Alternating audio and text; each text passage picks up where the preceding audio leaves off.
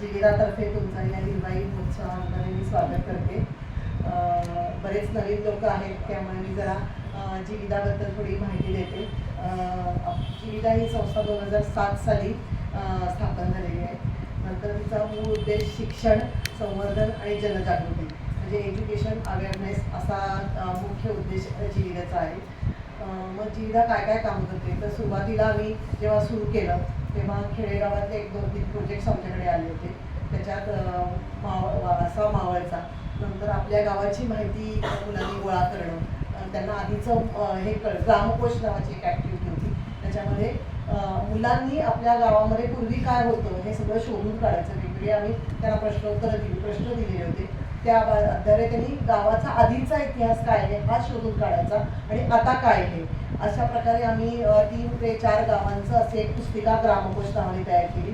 नंतर मावळचा वारसा याच्यामध्ये अनेक मावळ भागामध्ये अनेक किल्ले आणि खूप गोष्टी अशा आहेत की मुलं शहरात याच्याऐवजी तिथल्या तिथं त्यांनी जर आपल्या सगळ्या किल्ल्यांची लेण्यांची माहिती घेतली तर त्यांचा रोजगार उत्तम होईल. असा मावळचा वारसा असे प्रोजेक्ट्स आम्ही सुरुवातीला खेडेगावात घेतले. नंतर शहरी भागामध्ये आपण दरवेळेस इथेच दुसऱ्या आणि चौथ्या बुधवारी कट्टा चालवतो. त्यामध्ये अवेअरनेसचे वेगवेगळ्या विषयाचे आम्ही हे घेतो. नंतर हिरवाई नावाचा आत्ता जसा हा महोत्सव आहे तो घेतो. नंतर जानेवारी महिन्यामध्ये जानेवारी-फेब्रुवारीमध्ये एक व्याख्यानमाला घेतो, एक सलग विषय घेऊन. त्याच्यामध्ये 6 दिवस वेगवेगळ्या एकाच विषयाची माहिती असते. म्हणजे समजा समुद्र हा विषय घेतला तर समुद्रा रिलेटेड 6 विषय घेतात. असे आमची पर्वतरांगा, समुद्र असे वेगवेगळे विषय त्याच्यामध्ये घेतले गेलेले आहेत. नंतर दरवर्षी आम्ही एक मोठं प्रदर्शन घेतो. साधारणतः ऑक्टोबरमध्ये ते प्रदर्शन असतं. त्याला पण एक थीम घेतो. यावर्षी आम्ही प्रोजेक्ट टायगर, आता प्रोजेक्ट टायगरला 50 वर्ष झालेली आहे, म्हणून प्रोजेक्ट टायगर म्हणजे काय हे सगळ्या सर्वसामान्य लोकांना माहीत व्हावं या उद्देशाने त्या प्रदर्शनाचं आयोजन आम्ही ऑक्टोबरच्या फर्स्ट वीकमध्ये ठेवलेलं आहे. त्याचं ठिकाण आणि हे तुम्हाला मी योग्य वेळी तुम्ही जर खाली नंबर दिला तर तुम्हाला कळवेल. त्याचबरोबर आम्ही वेगवेगळ्या ठिकाणी लेक्चर्स म्हणजे राजीव पंडित याचे अध्यक्ष आहेत जिविदाचे ते आणि आमची टीम हे वेगवेगळ्या ठिकाणी लेक्चर्स, लाईव्ह शो म्हणा, शाळांमध्ये, कॉलेजेसमध्ये या वेगवेगळ्या संस्थांमध्ये असे आम्ही आयोजित करतो. या रिलेटेड आमची पुस्तकांची लायब्ररी आहे. पण सांगायला वाईट वाटतं की पुस्तकांच्या लायब्ररीमध्ये कोणी खरं तर खूप प्रचंड पुस्तकं आहेत वेगवेगळ्या विषयावर. बॉटनी रिलेटेड आहेत, बर्ड्स रिलेटेड आहेत. आता आम्ही जिओलॉजी आणि जॉग्राफी विषयात पण आता खूप रस घेतलेला आहे. त्यामुळे त्याविषयी रिलेटेड अतिशय पुस्तकं आहेत. पण नशिबाने कोणी तिथे लायब्ररीचा लाभ घ्यायला येत नाही आहे, याचं आम्हाला खूप दुःख आहे. नंतर त्याच्याबरोबर आम्ही पुस्तकांची ग्रीन लायब्ररी आहे. ग्रीन पुस्तकाचं दालन आहे. त्यामध्ये एन्व्हायरमेंट रिलेटेड सगळी पुस्तकं तुम्हाला एका ठिकाणी मिळू शकतील. आज आम्ही इथे थोडी पुस्तकं आणली आहेत, पण जर ऑफिसवर आला तर वेगवेगळ्या विषयाची प्रचंड पुस्तकं आमच्याकडे अवेलेबल आहेत. नंतर विविध विषयावर आम्ही कोर्सेस घेतो. म्हणजे जॉग्राफी रिलेटेड कोर्सेस असतात, बायोडायव्हर्सिटी रिलेटेड असतात, बर्डिंगच्या संदर्भात कोर्सेस असतात. आत्ताच नुकताच आमचा बेसिक जिओलॉजी हा कोर्स आम्ही घेतला. त्याचा नंतर करोना काळामध्ये आम्ही जेव्हा सगळीकडे ठप्प झालं होतं तेव्हा आम्ही राजीव पंडित नेहमी जंगलांच्या गाईड्सना ट्रेनिंग द्यायला जातात. सगळंच बंद असल्यामुळे त्यांचा पण रोजगार थांबला होता. आपल्या सगळ्यांच्या पुणेकरांच्या आणि वेगवेगळ्या ठिकाणच्या मदतीनं आम्ही आवाहन केलं आणि जवळजवळ 10 लाख रुपये आम्ही त्याच्या वेळेस जमा केले होते. आणि नागपूर म्हणजे महाराष्ट्रातली सगळी जंगलं आणि MP मधलं एक जंगल असे जवळजवळ 500-600 गाईड्सना आपण आर्थिक मदत त्यांना त्यावेळेस केलेली आहे. तसंच 2021मध्ये जो चिपळूणमध्ये पूर आला तिथे सुद्धा आमचा मित्र तिथे आहे निलेश बापट, त्याच्या मदतीने आपण सगळ्यांनी तेव्हा पण आपण मदत केली. त्यावेळेसही आम्ही तिथल्या कारण आम्ही पाहिलं, आम्ही 2 जण चिपळूणच्या पुरामध्ये अडकलेलो होतो. तेव्हा आम्ही पाहिलं की सगळी जी मदत जाते ती चिपळूणला जाते, कारण सगळं दिसतंय ते पटकन चिपळूणचं दिसतंय. सगळ्या बातम्या येतात ते चिपळूणच्या येतात. पण आम्ही दोघं जिथे अडकलेलो होतो त्या गावामध्ये आम्हाला लक्षात आलं की इथं कोणीच पोचत नाही आहे, कारण तिथले फोनही बंद होते, लाईटही बंद होते, सगळंच बंद होतं. म्हणजे मदत तर काहीच पोचली नव्हती. मग अशा वेळी आम्ही निलेश बापट यांच्या मदतीने तिथल्या दुर्गम भागामध्ये त्या लोकांना आम्ही मदत केलेली आहे. नंतर रानबोली नावाची आम्ही एक ॲक्टिव्हिटी चालवतो. त्याच्यामध्ये आपण पुण्यातल्या वेगवेगळे प्रोजेक्ट्स आणि पुण्याबाहेरचे वेगवेगळे प्रोजेक्ट्स असे आपण एक भेटी देतो. नंतर वेगवेगळे अभ्यासस्थळी आयोजित करतो. म्हणजे वेगवेगळे बर्डिंगच्या रिलेटेड असेल, बॉटनी रिलेटेड असेल आणि जिओलॉजी आणि जॉग्राफी रिलेटेड अशा आमच्या टूर्स असतात. म्हणजे सगळ्या भारतभर पण असतात. गेल्या वर्षी आम्ही केनियाला पण जाऊन आलो. आणि ह्या नुसत्या टूर्स नसतात, तर आम्ही रोज संध्याकाळी त्याविषयी चर्चा करतो. म्हणजे आज आपण काय पाहिलं, आम्ही लिस्ट देतो प्रत्येक वेळेस की आपल्याला या ठिकाणी हे बघायचं आहे. आणि मग त्या लिस्टनुसार आम्ही रात्री टिकमार्क करायला बसतो की काय काय पाहिलं. मग हे इथंच का नुसतं पाहिलं अशी पण नसतं टिकमार्क, की इथं काय आहे याबद्दलची आमची रात्री अशी विस्तृत चर्चा होते. अशा प्रकारचे अभ्यास झाले असतात. नंतर आत्ता अनेक या 3-4 वर्षामध्ये बायोडायव्हर्सिटी वाईट या विषयावर विविध पुस्तकं राजीव आणि त्यांचा मित्र अनुज खरे यांनी मिळून केलेली आहेत. आणि नुकतंच या रविवारी राजीवचंच अनुभवांवर आधारित रांगोली नावाचं पुस्तक प्रसिद्ध झालेलं आहे. ते आता इथे सवलतीच्या दरात पण उपलब्ध आहे.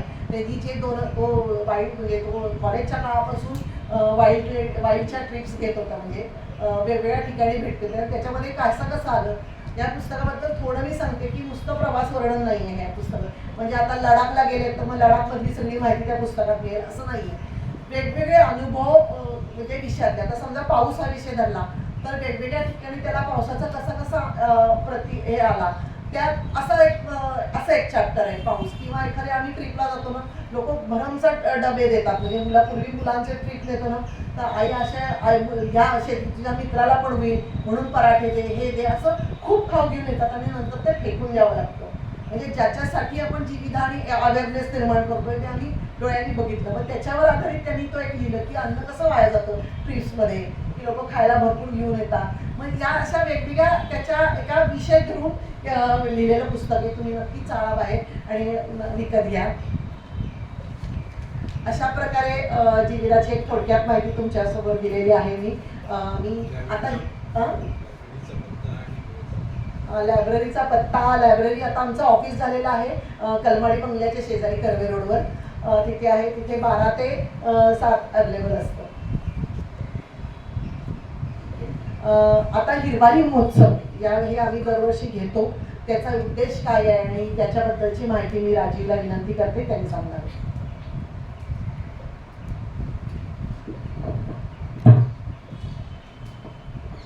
हिरवाई महोत्सव हा 13वं वर्ष आहे आपलं.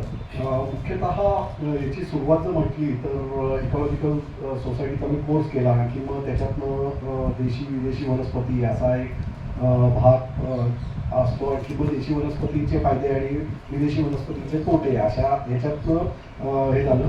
त्याचबरोबर नंतर फॉरेस्टमध्ये आता जसं हे सांगितलं तसं मी ट्रेनिंगला जातो किंवा लोकांना घेऊन जात असतो. आपल्या टेकडीवरती बऱ्याच वेळा जातो. आणखी मग अशा ठिकाणी प्लांटेशन करताना ज्या चुकीच्या वनस्पती लावलेल्या आहेत, आणखी मुख्यतः विदेशी वनस्पती लावलेल्या आहेत, तर त्याच्यासाठी काहीतरी करायला हवं. आणखी ते करताना आपण सामान्य लोकांनी करायला हवं असं माझं हे झालं. आणि मुख्यतः जो ग्रामीण भागातला हे सांगितला त्याच्यातनं आणि परत एकदा फिरतानाच्या अनुभवातनं की भारतीय माणसांचं पारंपरिक जरी बघितलं तर बहुतांशी म्हणजे जेव्हा ह्या विषयाला सुरुवात केली तेव्हा की वनस्पतीचा वापर सगळेच करतायत, पण लावायला मात्र फारसे कोणी तयार नाही आहेत असं चित्र त्या काळी होतं. आणखी मग त्यामुळे सर्वसामान्यांचा सहभाग नाही तर मग फक्त कुठल्यातरी शासकीय यंत्रणेनेच करायला हवा किंवा कुठल्या तरी सामाजिक संस्थांनीच करायला हवा अशी एकंदर भूमिका होती. पण मग आपला सहभाग असावा या दृष्टीने मग हिरवाई महोत्सव असा चालू केला. आणि मग त्याच्यामध्ये आम्ही टॅगलाईन लिहिली की स्थानिक देशी झाडांच्या लागवडीमध्ये सर्वसामान्यांचा सहभाग अशा दृष्टीने आम्ही केलं. सुरुवातीच्या काळामध्ये आमच्याच एका कोर्समध्ये रघुनाथ डोले सर होते जेवढे फाउंडेशनचे. आता त्यांचं नाव तर सगळ्या महाराष्ट्राला काय देशाला माहिती आहे. पण त्याच्यातनं देशी झाडांची रोपं आम्हाला मिळायची. आणखी मग या ठिकाणी आम्ही या महोत्सवाच्या अखेरीला ती रोपं फ्री ऑफ कॉस्ट वाटायचो. आणखी शेकडो रोपं जायची, खरं तर हजारो म्हणायला पाहिजेत, तर ती रोपं ह्या 3 दिवसाच्या महोत्सवातनं जायची. अशी आम्ही 8-10 वर्ष केली. पण या मधल्या काळामध्ये सामाजिक अवेअरनेस पण खूप वाढला आहे. तुम्हालाही माहिती आहे की आपल्या सर्व टेकड्यांवरती काम करणारे प्लांटेशन करणारे खूप ग्रुप आहेत की जे खूप सळमळीने काम करत आहेत. त्याचबरोबर ढोले सरांबरोबर प्रदीप इनामदार सर आहेत किंवा असे अनेक जण आहेत की जे आता नर्सरी घरी तयार करतायत किंवा त्यांच्या जागेत करतायत आणि ती झाडं वाटत आहेत. तर त्यामुळे मला असं वाटतं की आता ह्या झाडं मोफत वाटावीत ह्या कामाची आता काही याच्या पुढच्या काळात काही गरज नाही आहे, कारण खूप मोठ्या प्रमाणात ते झालेलं आहे.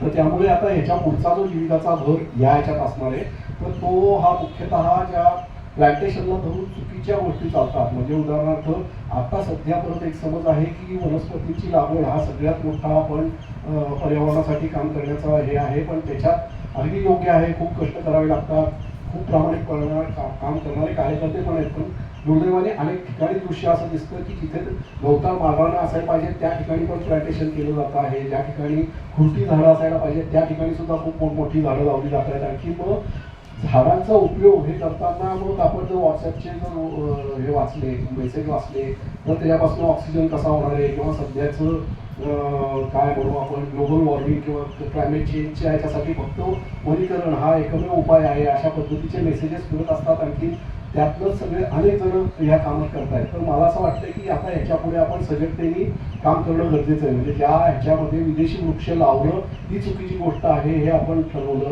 आपल्या सगळ्यांना नॉलेज झालं. तसंच आता ह्याच्या पुढच्या काळामध्ये प्रत्येक ठिकाणी फक्त वनस्पती लावणं हे पण चुकीची गोष्ट आहे, करून घ्यायला पाहिजे. कारण माझ्या दृष्टीने जी गवताळ रानं आहेत त्या ठिकाणी अनेक गवताळ रानावरचे पक्षी आहेत, अनेक प्राणी आहेत, म्हणजे खोकड आहे, लांडगा आहे, कोल्हा आहे, यासारखे प्राणी आहेत की जे फक्त गवताळ रानावरती राहणार आहेत. चिंकारासारखे प्राणी आहेत. ह्यांच्या त्या ठिकाणी जर आपण मोठमोठे वृक्ष लावले तर काय होणार आहे, हे गंभीर परिस्थिती होती आहे. एक उदाहरण मी सांगेन याच्यामध्ये की लेह लडाखमध्ये साधारण 20 मिलीमीटर पाऊस वर्षाला जास्तीत जास्त पडतो.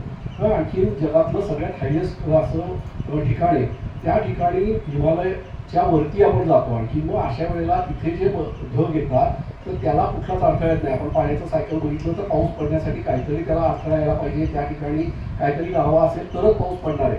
तर त्या ठिकाणी अशी कुठलीही गोष्ट नसल्यामुळे अशी हजारो लाखो वर्ष जी वरचं टेका आपलं लेह लडाखचा भाग तयार झालेला आहे तिथे नसल्यामुळे तिथे पावसाचं प्रमाण कमी आहे आणि त्यामुळे तिथली जी माती वेगळी तयार झालेली आहे. म्हणजे वेदरिंगमुळे आणखी तिथल्या एकंदरीत ह्या वातावरणामुळे ती काही पक्की नाही आहे. आणि मग आताच्या काळात मात्र ग्रीन लडाख अशी एक मोठी संकल्पना तिथे सगळीकडे राबवली जाते. लेहला जर गेलात तर तुम्हाला तिथे मिलिटरी खूप मोठ्या प्रमाणात प्लांटेशन केलेलं दिसेल आणि मग तेच लोन अख्ख्या लडाखमध्ये चाललेलं दिसेल. आणि मग याच्यानंतरच्या काळात तुम्हाला असं दिसेल की तिथे पाऊस आता पडायला लागतो बऱ्याच वेळा आणि तो पाऊस पडल्यानंतर तिथल्या मातीला अशी सवय नाही आहे की पाणी धरून ठेवण्याची क्षमता ती धारण क्षमता नाही आहे. त्यामुळे जर थोडा जरी पाऊस झाला तरी लडाखमध्ये खूप मोठ्या प्रमाणात नुकसान होतं. लेहचे तुम्ही फोटो बघा, त्याच्यामध्ये थोड्या पावसाने लेहचं कसं उद्ध्वस्त झालेलं याचे फोटो दिसतील. या वर्षीच्या पावसात पेंगॉंग ते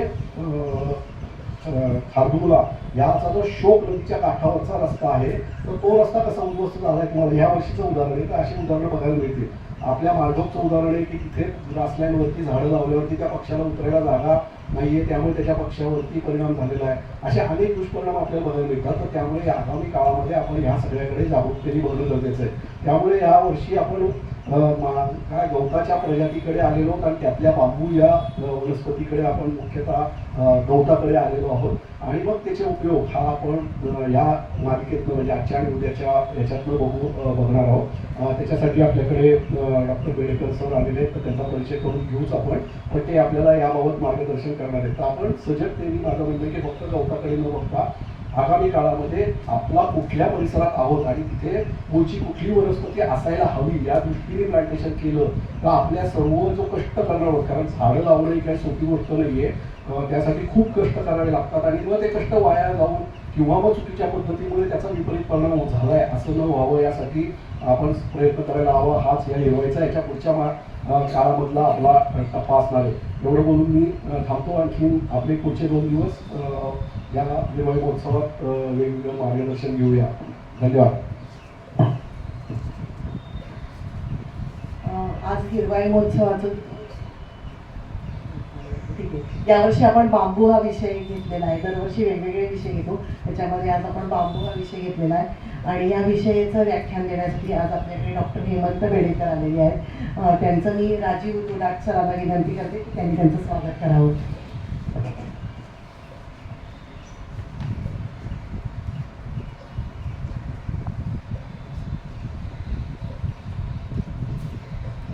राजीव दुधाट सर आमच्या जीविदाच्या कोर कमिटीचे सदस्य आहेत आणि सरदत्यांनीच हा विषय आज सुचवला म्हणून मी आज त्यांना मुद्दामून इथे सत्कार करण्यासाठी बोलवलं आहे.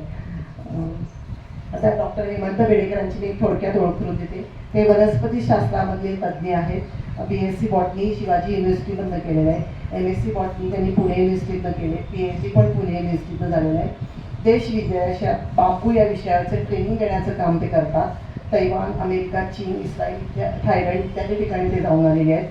बांबू महाराष्ट्रातील प्रसिद्ध व्हावा यासाठी गेली 10 वर्ष ते खूप प्रयत्न करत आहेत.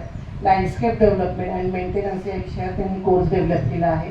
जवळपास 12,000 वृक्षांचे ट्रान्सप्लांटेशन त्यांनी केलेलं आहे. त्यातील 70 ते 80% वृक्ष जगलेले आहेत. सेंद्रिय शेती, बरे फळं, भाज्या, पिके यांची 100 एकर क्षेत्रात त्यांनी लागवड केलेली आहे. रेडिओ, TV चॅनल यांच्यावर त्यांचे असंख्य लेक्चर झालेले आहेत. अनेक रिसर्च पेपर त्यांचे सादर झालेले आहेत. बांबू लागवड व त्यांचे औद्योगिक उपयोग या विषयावर ते कार्यशाळा घेतात. रिलायन्स इंडस्ट्रीज लिमिटेड कंपनीतून लँडस्केप विभागाचे जनरल मॅनेजर या पदावरून ते निवृत्त झाले आहेत. ठाणे येथे धीरूभाई अंबानी नॉलेज सिटी उभारण्यात त्यांचा मोठा हातभार आहे. सध्या ते बांबू सोसायटी इंडियाच्या महाराष्ट्र चॅप्टर एक्झिक्युटिव्हचे डायरेक्टर म्हणून काम बघतात. मी बेडेकर सरांना विनंती करते, आज आणि उद्या दोन्ही दिवस बेडेकर सर आपल्याला बांबूच्या दुनियेची सफर घडवून आणणार आहेत. तर मी त्यांना विनंती करते की त्यांनी आजचं लेक्चर सुरू करावं.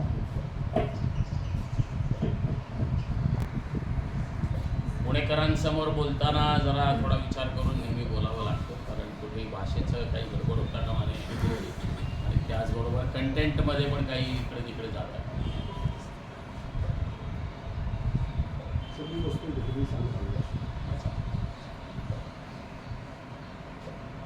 तर आत्ता जसं सांगितलं गेलं की गवताळ रानं, त्या ठिकाणी केलेलं प्लांटेशन्स किंवा त्या ठिकाणी लावायची झाडं, त्या ठिकाणची गवतं, या सगळ्याचा समन्वय साधून त्या गवतांमधलं सर्वात मोठं गवत त्याचा विचार करण्यासाठी आपण तिथे आलेलो आहोत. हे जे गवत आहे याची एक फार मजेशीर गंमत आहे. म्हणजे मग समुद्र किनाऱ्यापासून ते हिमालयाच्या निम्म्या भागापर्यंत, म्हणजे सिक्कीममध्ये, उत्तराखंडमध्ये, अरुणाचलमध्ये आणि त्याचबरोबर हिमाचलमध्ये आपल्याला बांबू आढळतो. त्या ठिकाणचा जो बांबू आहे तो टेम्परेट प्रकारचा बांबू आहे, त्याच्याबद्दल मी पुढे बोलेन. पण भारतामधल्या जम्मू काश्मीरमध्ये मात्र कुठे बांबू नव्हता. आता तोही यायला लागलेला आहे. जम्मूला जे रिजनल रिसर्च लॅबोरेटरी आणि जम्मू युनिव्हर्सिटी वगैरे सगळ्या गोष्टी आहेत त्या ठिकाणी बांबूची लागवड व्हायला लागली. आणि त्याचबरोबर काश्मीरमध्ये, जम्मू आणि काश्मीर हे दोन वेगवेगळे भाग आहेत, सगळ्यांना माहिती आहे.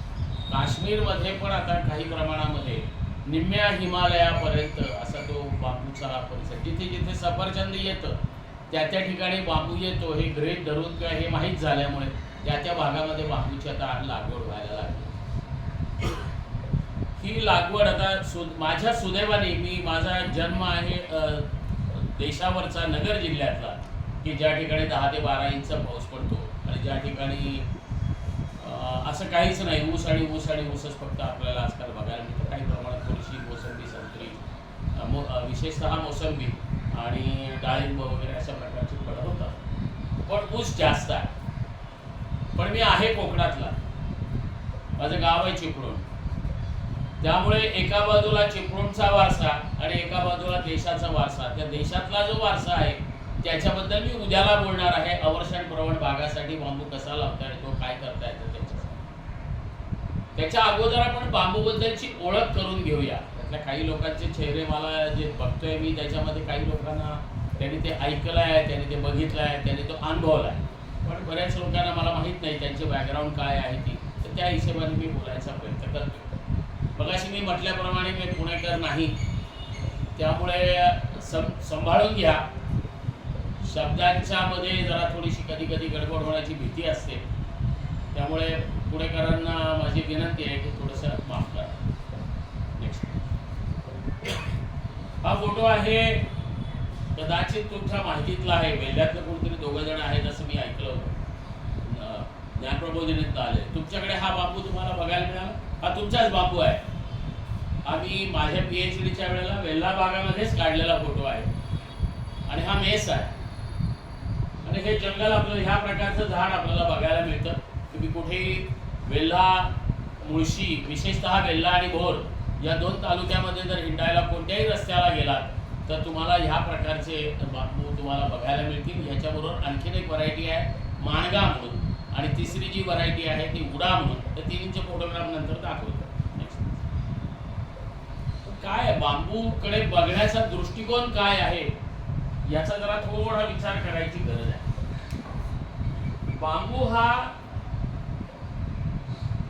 मनुष्य जातीसाठी जीवनाधार आहे. कुठे कुठे आहे? दक्षिण अमेरिकेत आहे. उत्तर अमेरिकेतला जो ट्रॉपिकल भाग आहे कॅलिफोर्नियाचा, साऊथ कॅलिफोर्निया, नंतर फ्लॉरिडा आणि काही त्याला लागूनचे या दोन्हीच्या मधले असलेले जे प्रांत आहेत त्या ठिकाणी बांबू काही प्रमाणात आहे. आता बांबू हा अमेरिकेमध्ये खूप मोठ्या प्रमाणात लावला जातो, पण जास्त करून तिकडे टेम्परेट बांबू लावतात कारण हवामानाचा फरक आहे म्हणून. आफ्रिकेमध्ये पूर्ण पूर्ण आफ्रिका खंडामध्ये बांबू आहे, एक्सेप्ट 1-2 देश सोडले तर बाकी सगळीकडे बांबू आहे. भारतामध्ये किंवा आशिया खंडाचा विचार केला तर आपल्याला सगळीकडे बांबू दिसतो. पाकिस्तानमध्ये मात्र बांबू नाही आहे, कारण मगाशी म्हटलं तसंच काश्मीरला लागून आहे, त्यामुळे त्या परिसरामध्ये बांबूची काही फारशी हे नाही का. अफगाणिस्तान, पाकिस्तान वगैरे हे जे सगळे भाग आहेत मध्य आशियाचे, तिथे कुठेही बांबू नाही आहे. पण एकदा का पाकिस्तानची आपण बॉर्डर ओलांडली आणि काश्मीरची बॉर्डर ओलांडली की मात्र सगळीकडे बांबू बघायला मिळतो. मी फोटोग्राफ दाखवायच्याकडे किती दाखवायचे हा प्रश्न आहे म्हणून मी काही जास्त आणले नाही. पण मी राजस्थानमध्ये हिंडत होतो आणि राजस्थानमध्ये हिंडता तिथल्या एका घाटामध्ये मी बघता एका ठिकाणी ती आमच्या बरोबर जी मंडळी होती त्यांना मला ती बैलांच्या आधाराने चालणारी जी पाणी उपसण्याची जी विहीर असते त्या प्रकारची विहीर दिसली म्हणून मी थांबलो आणि त्या लोकांना ती दाखवायला लागलो आणि सहज असं डावी उजवीकडे बघितलं, मला 5-25 बेटं दिसायला लागली बांबूची. मग मी त्या भागात हिंडायला लागलो आणि जवळजवळ त्या दिवशीचा माझा काउंट हा 200 बेटांचा होता. राजस्थान सारख्या प्रांतामध्ये की जिथे ज्याला आपण दुष्काळी प्रदेश म्हणतो, खरं म्हणजे राजस्थान आता दुष्काळी फारसा राहिला नाही बरं का. या इंदिरा नहर हा जो आहे कॅनॉल वाकरा नांगलचा, त्यांनी त्या राजस्थानचं पूर्ण चित्र बदलून टाकलं. आजच्या घटकेला मोहरी उत्पादनामध्ये संबंध भारतामध्ये किंवा संबंध जगामध्ये म्हणता येईल आपल्याला तरीसुद्धा चालेल, सर्वात जास्त मोहरी ही राजस्थानमध्ये. इतका तिथला बदल झालेला आहे. पाणी एक जर आलं तर काय, पाणी हे किती माणसाच्या किंवा वनस्पतींच्या किंवा जमिनीच्यासाठी किती उपयुक्त आहे त्याचं उत्तम उदाहरण जो माणूस अतिशय दुष्काळी भागात राहतो त्यालाच कळतं. आपण ऐकलेलं आहे की मारवाडी मंडळी येताना लोटा घेऊन आले. कशासाठी लोटा आणला? त्या पाण्यासाठीच लोटा आणला. तो लोटा हा सगळ्या कामासाठी उपयोगाला येतो. बेसिकली पाणी पाहिजे या सगळ्यासाठी म्हणून ते झालं आणि त्याच्यामुळे तर राजस्थान एकदम बदलून गेलं. काही भागात अजून आहे, नाही असं नाही, मी तोही भाग बघून आलो आहे, परंतु जास्त करून आता सगळीकडे झालंय. मला परवा एक 4 महिन्यापूर्वी राजस्थानमध्ये डाळिंब उत्पादक संघ आहे. डाळिंब येतं राजस्थानमध्ये, हे एक थोडंसं कौतुकास्पद किंवा वेगळी गोष्ट आहे. आणि त्या उत्पादक संघाच्या चेअरमननी सांगितलं की आम्हाला बांबू सोसायटीचा चॅप्टर स्थापन करायचं आणि तुम्ही याल का. म्हटलं मी त्याला विचारलं हो तुमच्याकडे, मी बघितलाय बांबू राजस्थानमध्ये पण की तेव्हा म्हटला नाही, आता भरपूर ठिकाणी आहे आणि आम्हाला जास्त व्हायला हवा आहे बांबू म्हणून तुम्ही या. हे एक बदल आहे. पण त्याचबरोबर दुसरं एक तुम्हाला सांगतो, राजस्थानमधल्या एका जिल्ह्याचं नाव बांबूवरनं दिलेलं आहे. त्याचं नाव आहे बांसवाडा. बांस. त्यामुळं हे एका बाजूला आणि दुसऱ्या बाजूला आपला सह्याद्री किंवा मध्य प्रदेशमधली खूप मोठी जंगलं किंवा पश्चिम बंगालमधला जो भाग आहे किंवा बिहार आणि पश्चिम बंगालच्या बॉर्डरचा जो भाग आहे पूर्ण पूर्वी घाट आणि त्याचबरोबर नॉर्थ ईस्टच्या ज्या सप्तसरिता, त्याला अष्टसरिता म्हटलं पाहिजे सिक्कीम जोडल्यामुळं, या सगळ्या ठिकाणी बांबू प्रचंड प्रमाणात आहे. भारतामधला सर्वात जास्त बांबू हा नॉर्थ ईस्टमध्ये आहे आणि 2 नंबरचा आणि 3 नंबरचा मध्य प्रदेश आणि महाराष्ट्र. तर ह्या प्रकारचा असलेला हा सर्वदूर असलेला बांबू, मग काय तो जीवनाधार काय आहे कशामुळे त्याला म्हणायचं तर 2006 साली ज्यावेळेला नॅशनल बांबू मिशन स्थापन झाली त्यावेळेला आपले डॉक्टर अब्दुल कलाम हे राष्ट्रपती होते आणि त्याच्या स्थापनेच्या भाषणामध्ये त्यांचं एक वाक्य होतं की बांबू हा 80 दशलक्षाहून अधिक लोकांना रोजगार मिळवून देऊ शकतो. सगळ्यांना माहिती आहे की बांबू रोजगार कोणकोणत्या प्रकारचे असू शकतात, त्याच्याबद्दल आपण थोडं पुढे बोलणार आहोत, त्यामुळे आता मी उल्लेख करत नाही. जगभरातले 2500 दशलक्ष लोक बांबू वापरतात. खरं म्हणजे हे दशलक्ष हा शब्द मला वापरताना जरा थोडीशी अडचण येते. कोटीमध्ये बोलायला पाहिजे, आपल्याला सवय आहे, परंतु ते इंग्रजीतलं मराठीत भाषांतर करताना त्या पद्धतीने करावं लागतं आणि सगळे माझी जे PPTs आहेत त्या सगळ्या दोन्ही भाषातल्या असल्यामुळे मला ते ठेवावं लागेल. 1000 दशलक्ष लोक बांबूच्या घरात राहतात. मी मणिपूरमध्ये गेलो आणि मणिपूरच्या अतिशय इंटिरियर भागामध्ये हिंडत होतो. आत्ताचा मणिपूर बघितला आहे मी, ते ज्या ज्या ठिकाणी हे सगळं काही चाललेलं आहे तो सगळा भाग मी हिंडून आलेलो आहे. त्याच्यातला चोराचांदपूर म्हणून जो भाग आहे की जो तिथून आणखीन पुढे एक 60-70 किलोमीटर गेलं की ब्रह्मदेशची बॉर्डरला, तर त्या ब्रह्मदेशच्या बॉर्डरमध्ये त्या भागामध्ये बांबू जो आहे इतका मस्त बांबू आहे तिथला, तो बघून आलो आहे. पण त्याच्यापेक्षा महत्त्वाचं जे आपण विषय निघाला की घरं, त्याचा जो बांबू आहे तो मोठा बांबू आहे आणि त्या मोठ्या बांबूमुळे त्याच्या पट्ट्या पण रुंद येतात. म्हणजे हे जसं हा जो हाताचा जो पंजा आहे माझ्या एवढ्या जाडीच्या आहे किंवा एवढ्या रुंदीच्या अशा पट्ट्या येतात आणि त्या एकमेकात आडव्या उभ्या विणलेल्या असतात. जशी आपली चटई किंवा आपण बांबूच्या पट्ट्यांची चटई वापरतो अनेक ठिकाणी, घरांवरही कव्हरसाठी वापरतात, अनेक ठिकाणी फर्निचरसाठी वापरतात, खूप ठिकाणी वापरतात. तशी जी चटई आहे ती आपली जास्तीत जास्त 2 ते 2.5 मिलीमीटर किंवा 2.5 सेंटीमीटर रुंदीची पट्टी असते. तिथे साधारणपणे 4 इंच रुंदीची पट्टी असते, 4 ते 4.5 इंच. पाण्याची बाटली तर हा जो बांबू आहे हा एकमेकांना विणून ते घरं बांधतात आणि त्या घरांच्या मध्ये त्यांनी असंख्य प्रकारांनी त्याच्यामध्ये उपयोग केलेले आहेत. पण त्याला रेग्युलर फक्त तेवढाच बांबू, मग त्याला बाहेरच्या बाजूनी शेण आणि माती यांचं प्लास्टर आणि आतल्याही बाजूनी तसंच प्लास्टर. काही ठिकाणी सिमेंट आणि शेण यांचं प्लास्टर आणि आतल्या बाजूला शेण आणि मातीचं प्लास्टर. कुठेही त्यांना AC वापरावा लागत नाही. असाही तसा विचार केला तर नॉर्थ ईस्ट हे तितकं काही गरम होणारा प्रांत नाही आहे, त्यामुळे जरा त्या ठिकाणी बऱ्यापैकी थंडी असते आणि त्या ठिकाणी त्यांना हे छानपैकी घरात राहता येते. मी ती घरं मुद्दाम जाऊन बघितली आहे. कधी कुणी जर इम्फालमध्ये गेलात, इम्फाल हे मणिपूरची राजधानी आहे आणि त्या ठिकाणी त्यांनी एक सेंट्रल गव्हर्नमेंट एक मोठं ऑडिटोरियम बांधलं आहे की ज्या ठिकाणी एका वेळेला 1000 माणसं बसू शकतात आणि त्याला लागून एक्झिबिट्स केले. तर ते आणि मागच्या बाजूला एक खूप मोठं मैदान आहे की जिथे प्रदर्शनं भरवता येतात. त्या प्रदर्शनामधला जवळजवळ त्यांनी 1 एकर भाग असा काढून ठेवला आहे की मणिपूरमध्ये असलेल्या जेवढ्या ट्राईब्स आहेत त्या सगळ्या ट्राईब्सच्या घरांचं प्रदर्शन आहे. अवश्य बघा, कधी जर इम्फालमध्ये जायला मिळालं तुम्हाला आणि जा अवश्य, आणि तिथे गेलात की हे बघायला विसरू नका. मग त्या ठिकाणी वेगवेगळ्या प्रकारची घरं बांधली आहेत. भाजीपाला विकण्यासाठी कशा प्रकारच्या सुविधा केलेल्या असतात, गावच्या मार्केटसाठी कशा सुविधा केलेल्या असतात, गावचा जो एखादा उत्सव असतो त्याच्यासाठी स्टेज कसं असतं, हे सगळं बांबूचं. त्याचबरोबर मी मेघालयमध्ये गेलो होतो.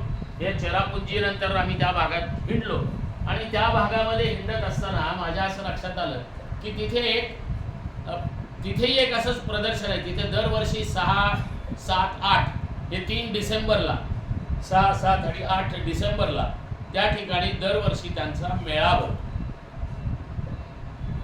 आणि ह्या मेळ्यामध्ये त्यांच्याकडे जे काही त्यांना जे लागणारे प्रॉडक्ट्स असतात, मग काही गळ्यातले असतील, बायकांना भरपूर लागतात गळ्यातली, कानातली, आणि खूप मोठ्या प्रकारचे त्यांच्याकडे डिझाईन वर्क आहे बांबूच्या गोष्टींचं किंवा इतर गोष्टींच्यावरचं. ते सगळ्याचं प्रदर्शन असतं तिथे आणि तिथे त्यांनी 2-3 मजली मॉल बांधलेला आहे आणि हा जो 3 मजली मॉल आहे ह्या मॉलचा पूर्ण बांबूचा वापर करून, म्हणजे फ्लोरिंग ॲज वेल ॲज कॉलम्स या सगळ्यासाठी बांबूचा वापर करून त्यांनी तो 3 मजली मॉल बांधला.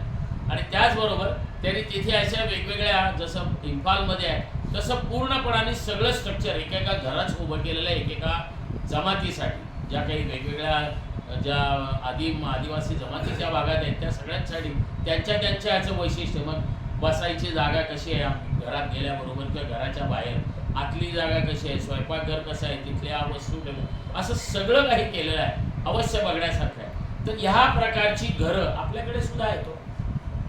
मी हेळवाक भागामध्ये बरेच दिवस काम करत होतो, 6-7 वर्ष. आणि एका माझ्या मित्राकडे गेलो होतो तर त्याचे 70 वर्षांचे वडील होते, 70-80 वर्षांचे असतील. सहज बोलता बसलो तो चहा प्यायला आणि असं सहज वर बघितलं.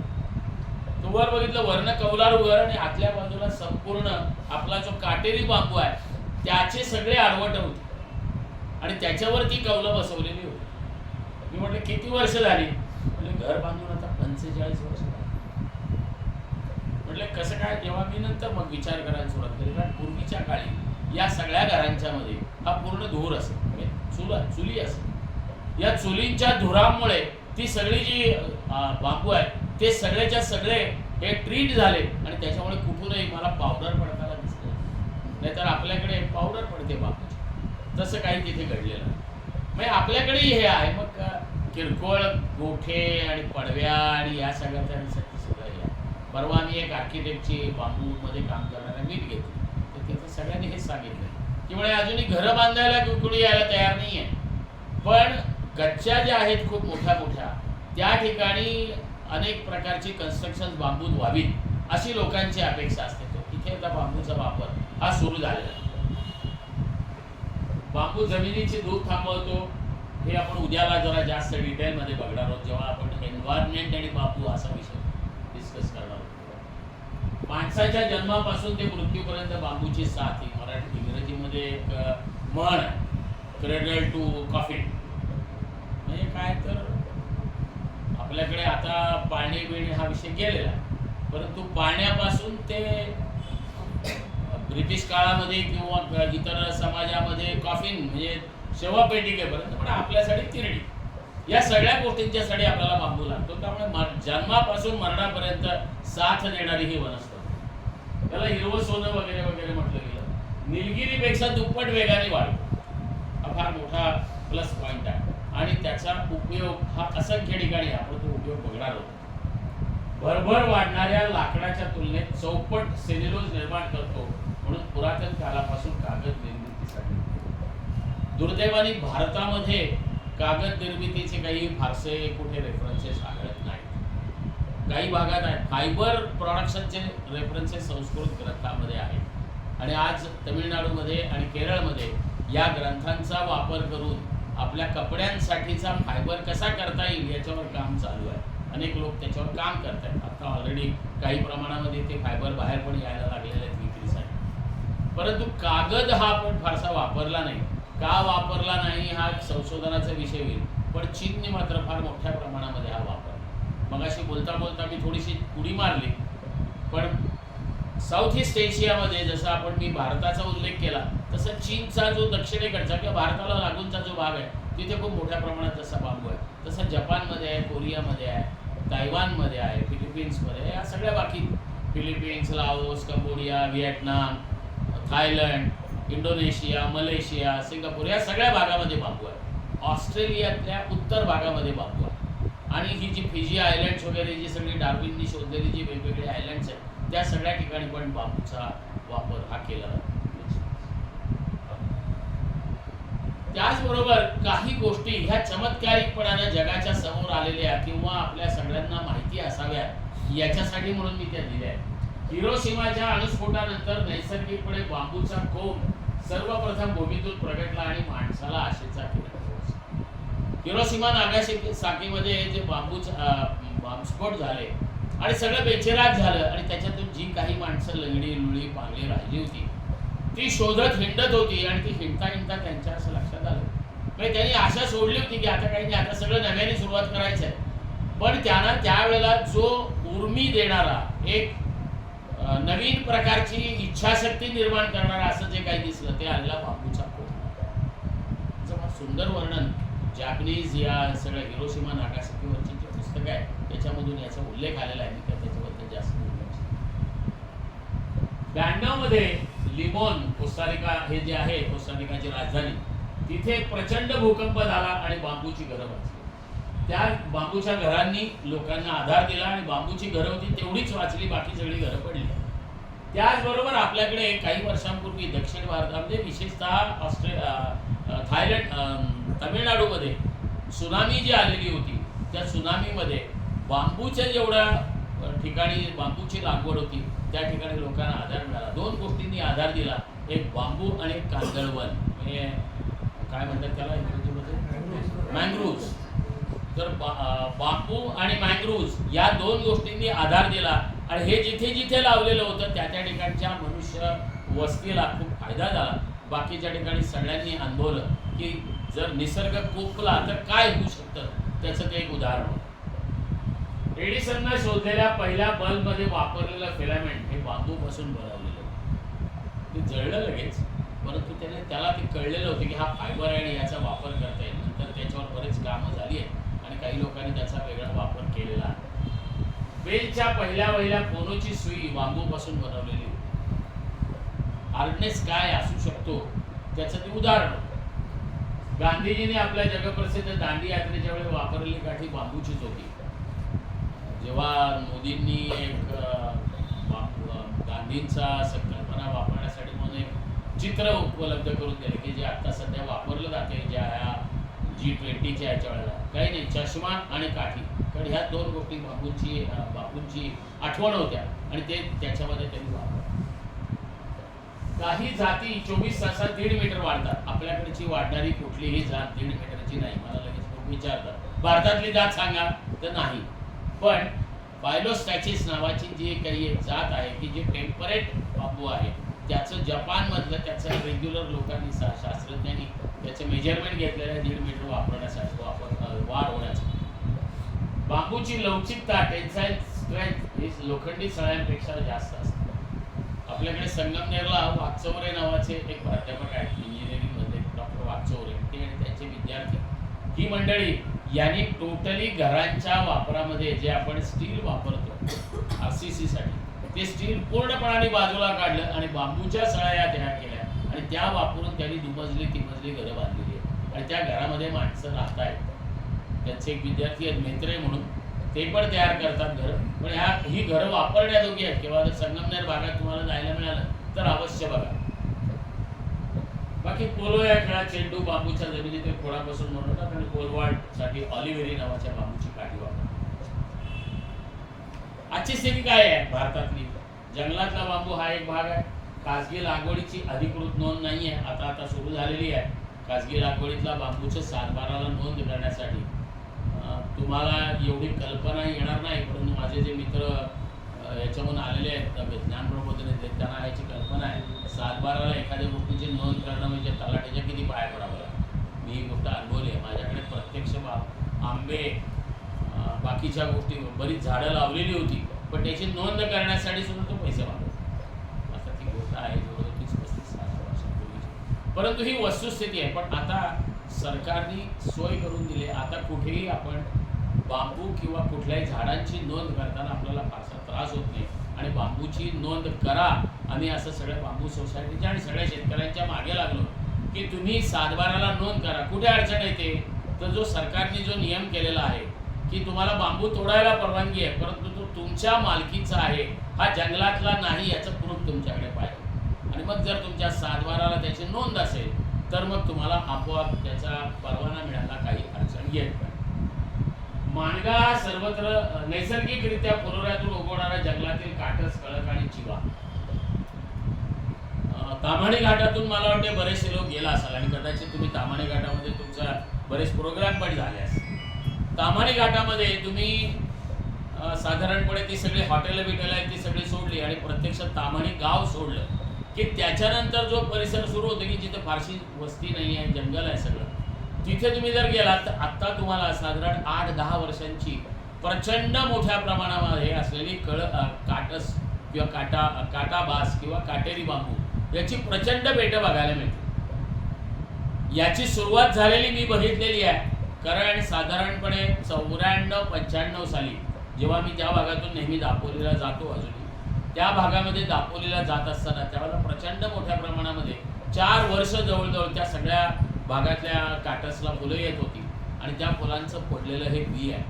काटसचं बी उडतं म्हणजे किती उडतं याचं आम्ही एक मेजरमेंट हेळवाकला घेतलं आहे. 2.5 किलोमीटरवर एका बेटापासून येऊन पडलेल्या बियापासूनचा बांबू आलेला आम्ही बघितला. 2.5 किलोमीटरपर्यंत. म्हणजे त्याची फुटल्यानंतर किंवा ते जेव्हा ओपन होतं तेव्हा किंवा बाकी माणसांनी नेऊन टाकलेलं असं बरंच काही असेल, परंतु हे जे घडतं ते घडल्यानंतर आपल्याला हे बघायला मिळतं आणि मग त्यामुळे आपल्याला अनेक ठिकाणी अशा प्रकारची ही बेटं बघायला मिळतात. पण यातला जो मेस आणि मांगा हा जो आहे त्याला फुलं येतात पण त्याला बी धरत नाही. इट्स अ स्टराईल फ्लॉवर की ज्याच्यामध्ये नर जे दोन फुलं वेगवेगळे असतात, मादी फुल आणि नर फुल. त्यातलं नर फुलाचं मॅच्युरिटीचं किंवा परागकण टाकायचं जी वेळ असते ती वेळ आणि मादी फुलाची आकर्षित करून घेऊन त्या अँड्रोशियमवर जर्मिनेट करण्याची जी वेळ असते याच्यामध्ये साधारणपणे 20 ते 22 दिवसांचा फरक असतो. आणि त्यामुळे एकाच भागात जी फुलं जी येतात त्याचं फ्लॉवरिंग जरी झालं तरी सुद्धा त्या फिमेल फ्लॉवरमधून सीड आपल्याला मिळत नाही. अजूनपर्यंत मी गेल्या 40 वर्ष बांबूत काम करतो. 40 वर्षामध्ये एकदा फक्त एका फॉरेस्ट ऑफिसरने मला माणग्याचं थोडंसं बी दिलं होतं, पण ते सुद्धा नीट जर्मिनेट झालं नाही. इथे एक पुण्यामध्येच खडीपूरमधलेच एक फॉरेस्ट ऑफिसर होते RDO, तर त्यांनी मला ते बी दिलं होतं, परंतु ते काही जर्मिनेट झालं नाही. त्यामुळे फ्लॉवरिंग नसलेले असे 3-4च व्हरायटी आहेत. आपला पिवळा बांबू जो आपण गार्डनमध्ये लावतो किंवा घराभोवती लावतो त्याला फूल येत नाही, त्याचं जर्मिनेशन कंद काढून किंवा कटिंग करावं लागतं. आणखीन 1-2-3 व्हरायटीज आहेत की ज्याला बी येत नाही, पण बाकी सगळ्याला बी येतं. बी येण्याचं वेळ ही ठरलेली असते आणि त्या ठरलेल्या वेळेनंतर ते बी हे आपोआप मग पडायला लागतात, तो बांबू मरून जातो, ते वेट मरून जातो. चिवारी आणि माणगा, चिवारी आणि माणगा हे दोन्ही एकाच ह्याच्यासाठी वापरले गेलेले शब्द आहेत. आणि मेस, त्याच्यात मेस तर घालायला पाहिजे. स्लाईड मेसची नवीन जात वेगळी करण्याच्या अगोदरची आहे म्हणून ह्या स्लाईडमध्ये आलं नाही, तर मी ती दुरुस्त करत. तर मेस हा जो बांबू आहे हा मी पण थिसिसमध्ये काम करताना त्याची जेनेटिक स्टडी केलं होतं. त्याही वेळेला लक्षात आलं होतं की या दोन्ही जातीमध्ये थोडासा फरक आहे. आणि डॉक्टर कैताली म्हणून इथे जे पुण्यात आहेत, बऱ्याच जणांना डॉक्टर कैताली माहिती असतील, गोदरेजमध्ये बरीच वर्ष काम करत होते. त्यांनी या बांबू मेस आणि माणग्यावर बरंच काम केलं, विशेषतः सेपरेशन जेनेटिक्सवर. आणि मग त्यांनी ती जात शोधून काढली आणि त्याला त्यांनी नाव दिलं. ते कोणाचं नाव दिलं बघा, मला सांगा सगळ्यांनी. त्याचं नाव आहे सिडोऑक्झेटनेंथरा माधवी. कोणाचं नाव असेल? माधवराव गाडगिळांचं नाव दिलं, ज्यांनी आपलं आयुष्य हे केलं. आणि माधवराव गाडगिळांचा पहिलं आर्टिकल हे ते ज्यावेळेला इंडियन इन्स्टिट्यूट ऑफ सायन्समध्ये लागले त्यावेळेला त्यांनी काटाबासवर काटेरी बांबूवर लिहिलेलं आर्टिकल ते माझ्याकडे आहे. तर त्यापासून त्यांचा प्रवास सुरू झाला. त्यांनी बांबूत जास्त काम केलं नाही, परंतु काही ठिकाणी केलं. आणि त्यांचा काही लोकांचं गेल्यानंतर त्यांची नावं दिली जातात, पण यावेळेला यांचं जिवंत असताना त्यांचं काहीतरी कुठेतरी नाव यावं म्हणून त्यांनी त्या डॉक्टर कैतालीनी माधवी असं नाव दिलं. नेक्स्ट. मग आपल्याकडे वाढणाऱ्या कुठल्या जाती आहेत? मग अशी मी म्हटलं तसं याची फोटोग्राफी दाखवतो. रेट्रोकॅलम स्टिक्टस किंवा कळक किंवा ज्याला मानवेल म्हणतात. पण कळक हा शब्दप्रयोग हा ड्युअल वापरला जातो. कळक हा काही ठिकाणी काटाबासला पण वापरतात, काही ठिकाणी मानवेलला पण वापरतात, पण शक्यतो मानवेलला जनरली वापरतात. काटस किंवा काटाबास म्हणजे बांबूचा बांबूस. माणगा, मेस, चिवारी, रेट्रोकॅलम स्टॉक्सी, चिवा, उडा, सिडोऑक्झेटनेंथरा बिची. आता ह्याचंही नाव बदललेलं आहे, ते पुढे दिलं आहे. महाराष्ट्रात होऊ शकणाऱ्या जाती या सगळ्या जाती मग अशी मी कोणातरी उल्लेख केला. भोरला विनय कोलते या नावाचे ग्रस्त आहेत. कदाचित नाव काही लोकांनी ऐकलं असेल. आणि तुम्ही मगाशी जो उल्लेख केला की महाराष्ट्रातली सगळी जंगलं, हा एक अवलिय असा आहे. मुद्दाम मी उल्लेख करतो, खरं म्हणजे थोडंसं विषयांतर आहे, पण मी मुद्दाम उल्लेख करतो. त्या माणसाने BE करायला 7 वर्ष लावली, पण ती 7 वर्षातला एकही वर्ष तो नापास झाला. 1 वर्ष करायचं BEतलं आणि मग कुठल्या तरी जंगलात जायचं. मग आज काय मला वाटलं मी गडचिरोली आणि ती सगळी जंगलं बघून असं म्हणून यावर्षी मी त्या जंगलामध्ये भटके. असं करून त्यांनी महाराष्ट्रातली सर्व जंगलं पालथी घातलेली आहेत. एकही जंगल असं राहिलेलं नाही की विनय कोणत्याने जंगल बघितलं नाही. त्यामुळे जेव्हा मी ह्या सिडोऑक्झिनेन्थेरा रिची किंवा शिवा किंवा आताचा नवीन जो आहे तो सिडोऑक्झिनेन्थेरा माधवी याच्यावर जेव्हा रिचीवर जेव्हा मी काम करत होतो दीक्षितला एक मी पेपर पब्लिश केला की महाराष्ट्रामध्ये हा कुठे कुठे सापडतो. त्यावेळेला आम्हाला एका जागी बसून सुरुवातीला आम्हाला जंत्री करता आली. त्यांनी मला फटाफट सांगितलं या जंगलात आहे, या जंगलात आहे, या जंगलात आहे, या जंगलात आहे, असं करून त्याने ते सांगितलं. मग आम्ही प्रत्यक्ष गेलो, बघितलं आणि मग त्या नोंदी करत गेलो. तर इतकं चांगल्यापैकी हिंडलेला माणूस आहे. त्याची एक नर्सरी आहे आणि त्या नर्सरीमध्ये तुम्ही गेलात तर तुम्हाला या सर्व जाती आणि याच्याही पेक्षा आणखीनही अनेक जाती तुम्हाला तिथे बघायला मिळतील लावलेल्या. अवश्य जाऊन बघा. एकही बांबूचं रोप घेतलं नाही तरी चालेल, परंतु ते बघण्यासारखं आहे आणि त्याचा मी साक्षीदार आहे. कारण मीच सुरुवात केली नर्सरीला. आम्ही 500 स्क्वेअर फुटामध्ये सुरू केली नर्सरी 2014 साली आणि आज 2023 साली तिथे 10 लाख रोपं तयार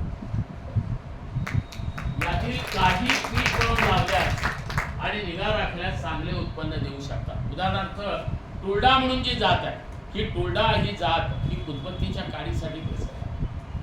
मध्य प्रदेशमध्ये होते, नॉर्थ ईस्टमध्ये होते, छत्तीसगडमध्ये होते, झारखंडमध्ये होते, त्या सगळ्या भागात होते. महाराष्ट्रात ती नंतर इंट्रोड्यूस झाली, पण अतिशय सुंदररित्या महाराष्ट्रामध्ये ती जात आता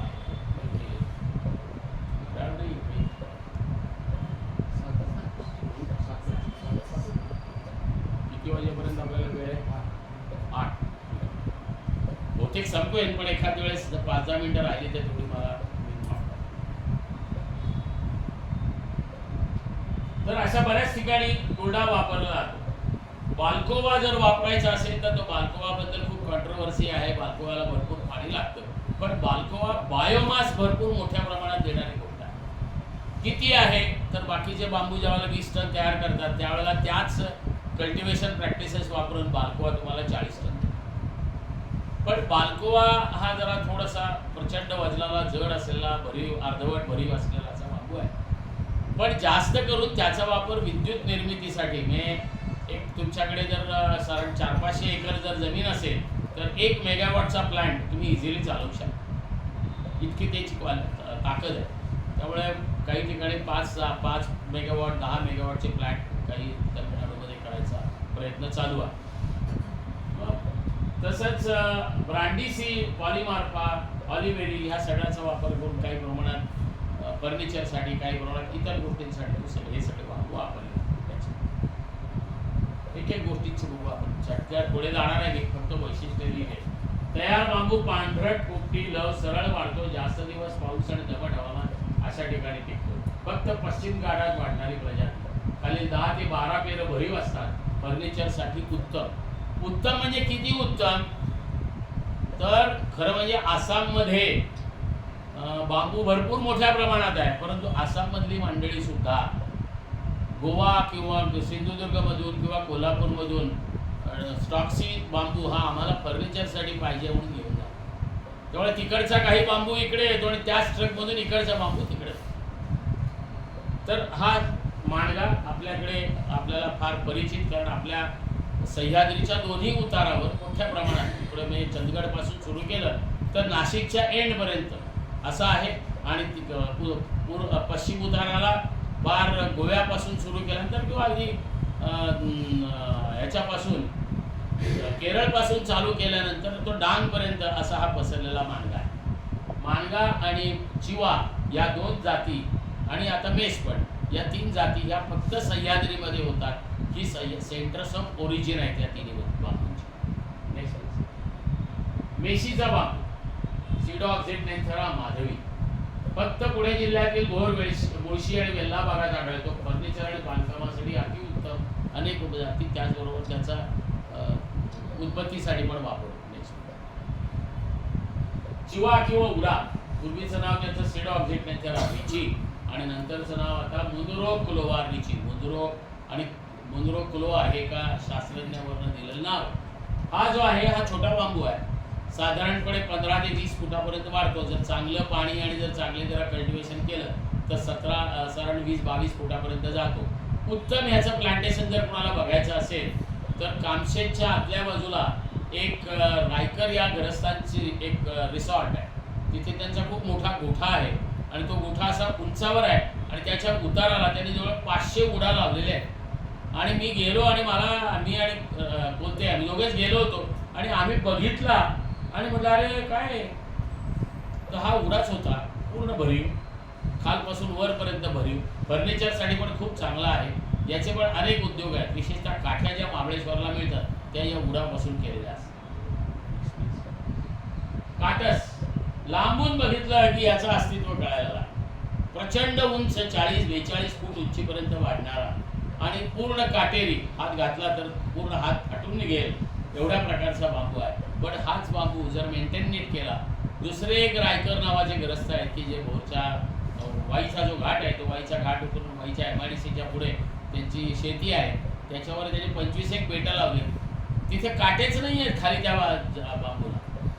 आम्ही चक्रावून गेलो सुरुवातीला, जेव्हा पहिल्यांदा बघितलं तेव्हा की अरे आता काटेरी दिसतोय आपल्याला, पण हा काटा नाही कसा त्याच्यावर. ते त्यांनी पूर्णपणाने फार अतिशय सुंदर मेंटेन करण्याची कला त्यांच्याकडे अवगत आहे आणि त्यांनी फार छान मेंटेन केलं आहे. आपले हात सर 10 फुटापर्यंत तो बांबू पूर्णपणे त्यांनी स्वच्छ ठेवला आहे आणि त्यामुळे खूप चांगला बांबू आहे. त्यांनी खूप चांगले पैसे कमवले. पण आणखीन एक याचं वैशिष्ट्य म्हणजे सगळे ओढे, नाले, नद्या याच्या काठाला सर्वात चांगला बांबू हा.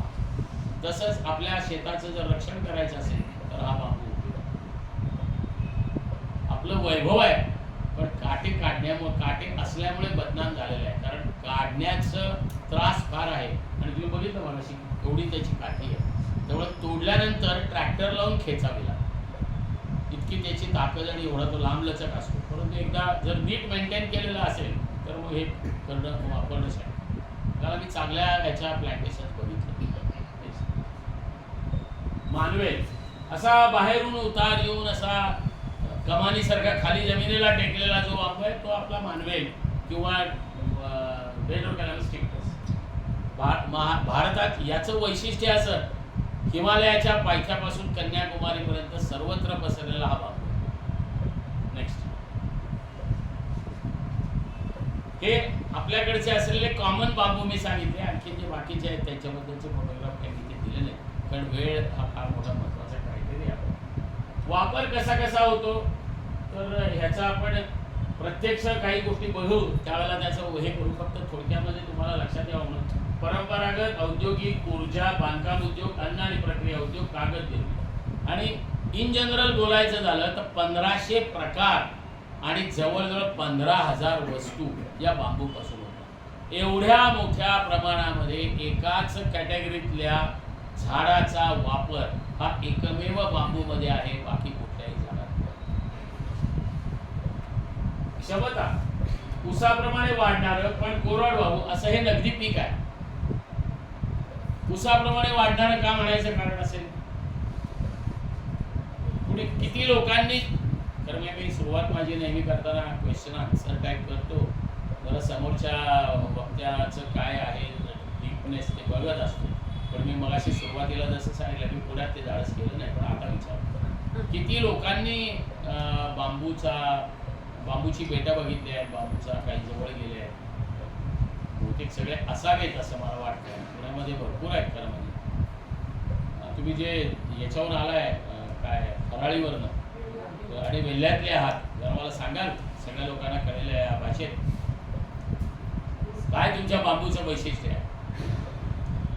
हे दोन माणसं वेल्ह्यातली आहेत आणि तुम्ही म्हणाल का त्यांना काय टार्गेट करता, काय टार्गेट करत नाही आहे. ते त्या भागामध्ये खूप मोठ्या प्रमाणात बांबूची लागवड करायला निघाले आणि ऑर्गॅनिक फार्मिंग पण करायला निघालेत, म्हणून मी त्यांच्याबद्दल बोलतो. आणि हराळीला जरा थोडंसं वेगळं प्रेम आहे, कारण ज्ञानप्रबोधिनीच्या हराळी कॅम्पसला मी 4 दिवस राहून तिथे 2 लेक्चर्स आणि भरपूर ठिकाणी हिंडून काही बांबूची काय लागवड कसं करता येते बघितलं, म्हणून मी मुद्दाम त्यांच्याशी बोलतो. सांगाल वेल्लेकर, सांगा ना. बांबूवर आमच्याकडे बऱ्याच लोकांचं पोट पाणी चालतं त्याच्यावर. आणि एकाचा एक बांबू जर गेला तर 90-80 रुपये एक नग जातो. 1000 लोक एका ट्रकमध्ये जातात. 70-80 हजार उत्पन्न मिळतं एका ट्रकमध्ये. आणि ह्याला जास्त पाणी लागत नाही, एकदा लावला पूर्ण पिढ्या चालतं.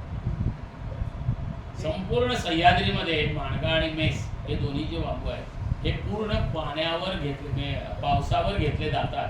त्याला कुठेही इरिगेशन दिलं जात नाही. हे पहिलं मोठं वैशिष्ट्य. तुम्हाला सगळ्यांना माहिती आहे सह्याद्रीमध्ये आपल्यापेक्षा साधारणपणे 1.5 फूट एवढा पाऊस पडतो. तुम्ही नेहमी आजकाल त्या लवासा भागामध्ये काम करतो. इथे ज्या वेळेला कोरडं ठणठणीत असतं किंवा तिथे जावं तर साधारणपणे पूर्णपणे ढगाळलेलं वातावरण आणि काही म्हणजे रस्ता कोरडा बिरडा तर सापडणं शक्य असतं. तर या एवढा पाऊस असल्यामुळे त्या पावसावर येणारी आणि वर्षानुवर्ष म्हणजे किती वर्ष या सिंधुदुर्गमध्ये कुडाळ जवळ एक गाव आहे. तिथे आमचे एक राणे गुरुजी नावाचे, आता त्यांचं वय असेल 85 ते 90. मला ते जेव्हा पहिल्यांदा भेटले तेव्हा ते 78-79 वर्षांचे होते. सर त्यांच्याशी गप्पा मारल्या. खूप दिवस आम्ही एकत्र भेटत होतो, बोलत होतो. गप्पा मारता मारता त्यांनी सांगितलं की मी बांबूचा माणग्याचा 3 वेळा फुलोरा आलेला बघितलेला आहे एकाच पेटाचा. 40 वर्षानंतर किंवा 35 वर्षानंतर सारण अगदी लहान होतो म्हणला तेव्हा मी एक 4-5 वर्षांचा होतो तेव्हा पहिला फुलोरा बघितला. त्याच्यानंतर जवानीत आलो तेव्हा मी फुलोरा बघितला आणि त्याच्यानंतर आता म्हणलं गेल्या वर्षी म्हणाले फुलोरा. आणि जेव्हा मी त्यांचे वडील लवकर वारले मग त्यांच्या आईने त्यांना वाढवलं आणि आईने त्यांना सांगितलं बाकी काही केलं नाही सर चालेल पण बांबू सांभाळ, तो तुला आधार देईल. आणि तसंच झालं. ते शिक्षक होते. स्वतःच्या पैशानी अख्ख्या त्या कुडाळ तालुक्यामध्ये गावोगाव जाऊन लोकांच्या मागे लागतात आणि बांबू लावायला लागतात. त्या कुडाळमधला जो बांबूचा प्रसार आहे तो सर्वात जास्त प्रसार ह्या एकट्या डॉक्टर राणे गुरुजींच्या अतिशय बोलके 85 वर्षीचं तुरु चालतात. आणि आता मात्र त्यांनी वेगवेगळे प्रयोग करायला सुरुवात केली. ड्रीप वर्कर, हे कर ते कर, खूप काही काम केलेलं आहे. म्हणजे ज्याला बांबूतले महर्षी म्हणावं, ऋषी म्हणावं अशा प्रकारचं ते व्यक्तिमत्व आहे. इतकं खूप चांगल्यापैकी काम ह्या माणसाने एकदा लावलं की कमीत कमी 35 ते 40 वर्ष उत्पन्न देते. मी ॲव्हरेज काढलंय.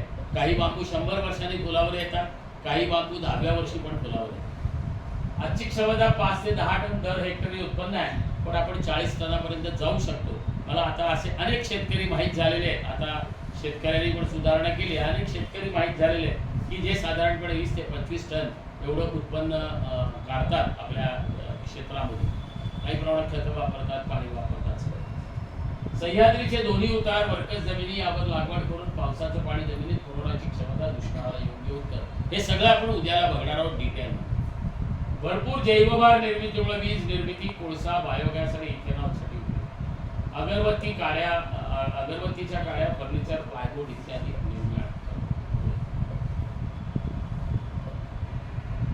जगात बांबू प्रजातींची संख्या, उत्पादन, व्यापार आणि वस्तू निर्मितीमध्ये चीन पहिला आहे. बघा एक विरोधाभास तुम्हाला मी दाखवणार. पण त्याचबरोबर भारत दुसरा आहे.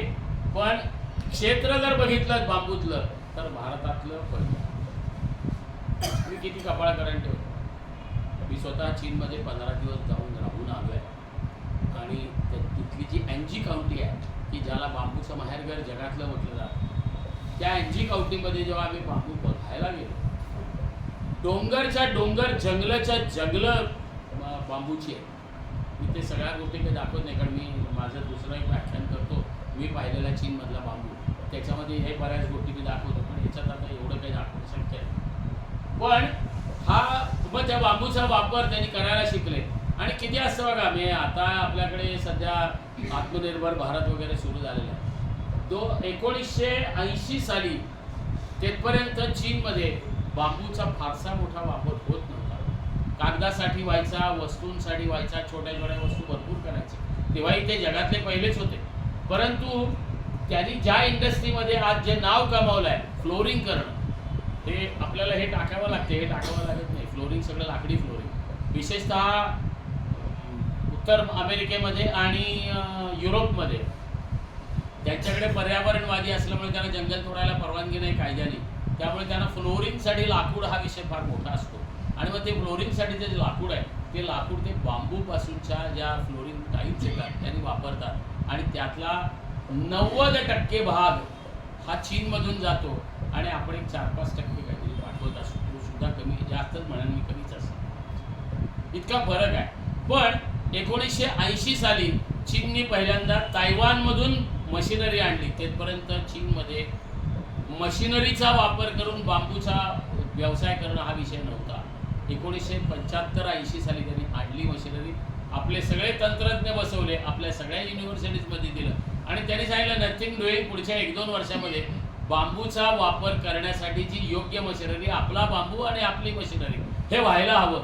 आणि तिथल्या शास्त्रज्ञांनी आणि तिथल्या तंत्रज्ञांनी हे केलं, आत्मनिर्भर झाले आणि आज जगामधल्या 90% देशांमध्ये चीन ही मशिनरी एक्सपोर्ट करते. आमच्याकडे पण चिकार ठिकाणी आले, आमच्याकडे अजूनही आपल्याकडे मशिनरी होते, परंतु आमच्या लोकांना किंवा आमच्या नॅशनल बांबू मिशनला हे आठवलं नाही की त्यांच्यासारखं आपण करावं. 4 मशीन आणून आपल्या वेगवेगळ्या इंजिनिअरिंग कॉलेजेसना आणि सांगावं की तुम्ही ह्याच्यातून मशिनरी तयार करा उत्तम आणि आपल्याकडे लोकांना दिली पाहिजे. आज आपल्याकडे जी येते मशिनरी, त्या मशिनरीचं जी अवेलेबल भारतातली म्हणून अवेलेबल आहे त्यातली 99% ही कॉपी केलेली आहे चीनची. त्यामुळे तिकडच्या बांबूवरती आधारित आहे, त्यामुळे ते आपल्या बांबूत चालत नाही म्हणजे किती चालत नाही का. उत्पत्तीची काडी काढायला गेला ते लिहून देतात तुम्हाला 100 किलो पर तासाला होईल म्हणून, प्रत्यक्षामध्ये 60 किलो जरी निघाली ते डोक्यावर. किती इकॉनॉमिकली अनव्हायबल असेल. जर तुम्ही इकॉनॉमिकली व्हायबल केलं तरच तुम्हाला धंदा परवडेल. मग काय होतं, मग सरसकट आमच्याकडे लोक चीनमधनं आणतात. चीनमधली मंडळी हुशार आहेत, त्यांनी आपल्या बांबूसाठी म्हणून तिकडनं मशिनरी पाठवायला सुरुवात केली, पण आमच्या लोकांना आमच्या बांबूसाठी मशिनरी करा. हे सगळ्या तंत्रज्ञाना आव्हान आहे की हे तुम्ही करा, हे तुम्हाला करण्यासारखं आहे. तरुण जिथे जिथे मी इंजिनिअरिंग कॉलेजेसमध्ये किंवा जातो त्या प्रत्येक ठिकाणी सांगतो ही चॅलेंजेस आहेत, ही घ्या तुम्ही, ही तुमच्यासाठी महत्त्वाची आहे. बाहेरच्या देशामधनं आयात केलेली टेक्नॉलॉजी इथे कॉपी करून विकणं हे फार सोपं आहे, परंतु या देशातल्या गोष्टींसाठी लागणारी आणि या देशातल्या माणसासाठी लागणारी टेक्नॉलॉजी जर आम्ही करायला शिकलो तरच आम्ही उभे राहू शकणार आहोत, नाही तर नाही उभे राहू शकणार. ही या दोन्हीमधला फरक आहे. चीनमध्ये दक्षिण चीन आणि मध्य चीन याच्यातले फक्त 2 आणि 3 प्रांत बांबू पिकतात. हिमालयाला लागून जे प्रांत आहेत त्या प्रांतामध्ये काही ठिकाणी ट्रॉपिकल बांबू असतो आणि मगाशी ज्या जी काउंटीचा मी उल्लेख केला त्या ठिकाणी टेम्परेट बांबू आहे, त्यामुळे तिथे फायलोस्टॅचिस इडुलिस या नावाची किंवा ज्याला मोसो बांबू असं म्हटलं जातं त्या बांबूचीच लागवड केली जाते, त्याचीच जंगल आहे. आणि त्या टेम्परेट बांबू आणि ट्रॉपिकल बांबूमध्ये फरक काय आहे तर आपण बेटाने येणारा बांबू बघतो सगळीकडे. एक बेट लावलं की आपल्याला 10, 15, 25, 50 बेट बांबू मिळतात. त्यांच्याकडे तसं नसतं, तर त्यांच्याकडे जे नवीन कोंब येतो तो साधारण 1 फुटावर 1.5 फुटावर येतो आणि तिथे स्वतंत्र बांबू येतो. त्याच्यापुढे आणखी 2-3 फुटावर येतो स्वतंत्र बांबू येतो, त्यामुळे त्याला चालणारा पसरणारा रनिंग बांबू असं म्हणतात. आणि त्या ह्याच्यामधला हा फायलोस्टॅचिस. चीनने ठरवलंय आता हे 15 ते 20 टन हे मी साधारण 6-7 वर्षापूर्वीचं सांगितलंय, परवाची जी बातमी आहे त्याच्यामध्ये त्यांनी असं ठरवलेलं आहे 2025 ते 2030 या 5 वर्षामध्ये एकरी 30 टन बांबू आपल्याला निर्माण झाला पाहिजे ॲव्हरेज. आणि आम्ही अजूनही 15 टनाला सुद्धा जायला खूप वेळ लागतो. मी भारताला दोष देत नाही आहे, पण आमच्यातले जे अवगुण आहेत ते आम्ही सांगतो, हे करायला हवं. आणि मी स्वतः बघितलं, मी मगाशीच सांगितलं 20-22 टन बांबू काढणारेही शेतकरी आहेत. एक किस्सा सांगतो, मगाशी यांनी जसा वेल्ह्यातला सांगितला तसा त्या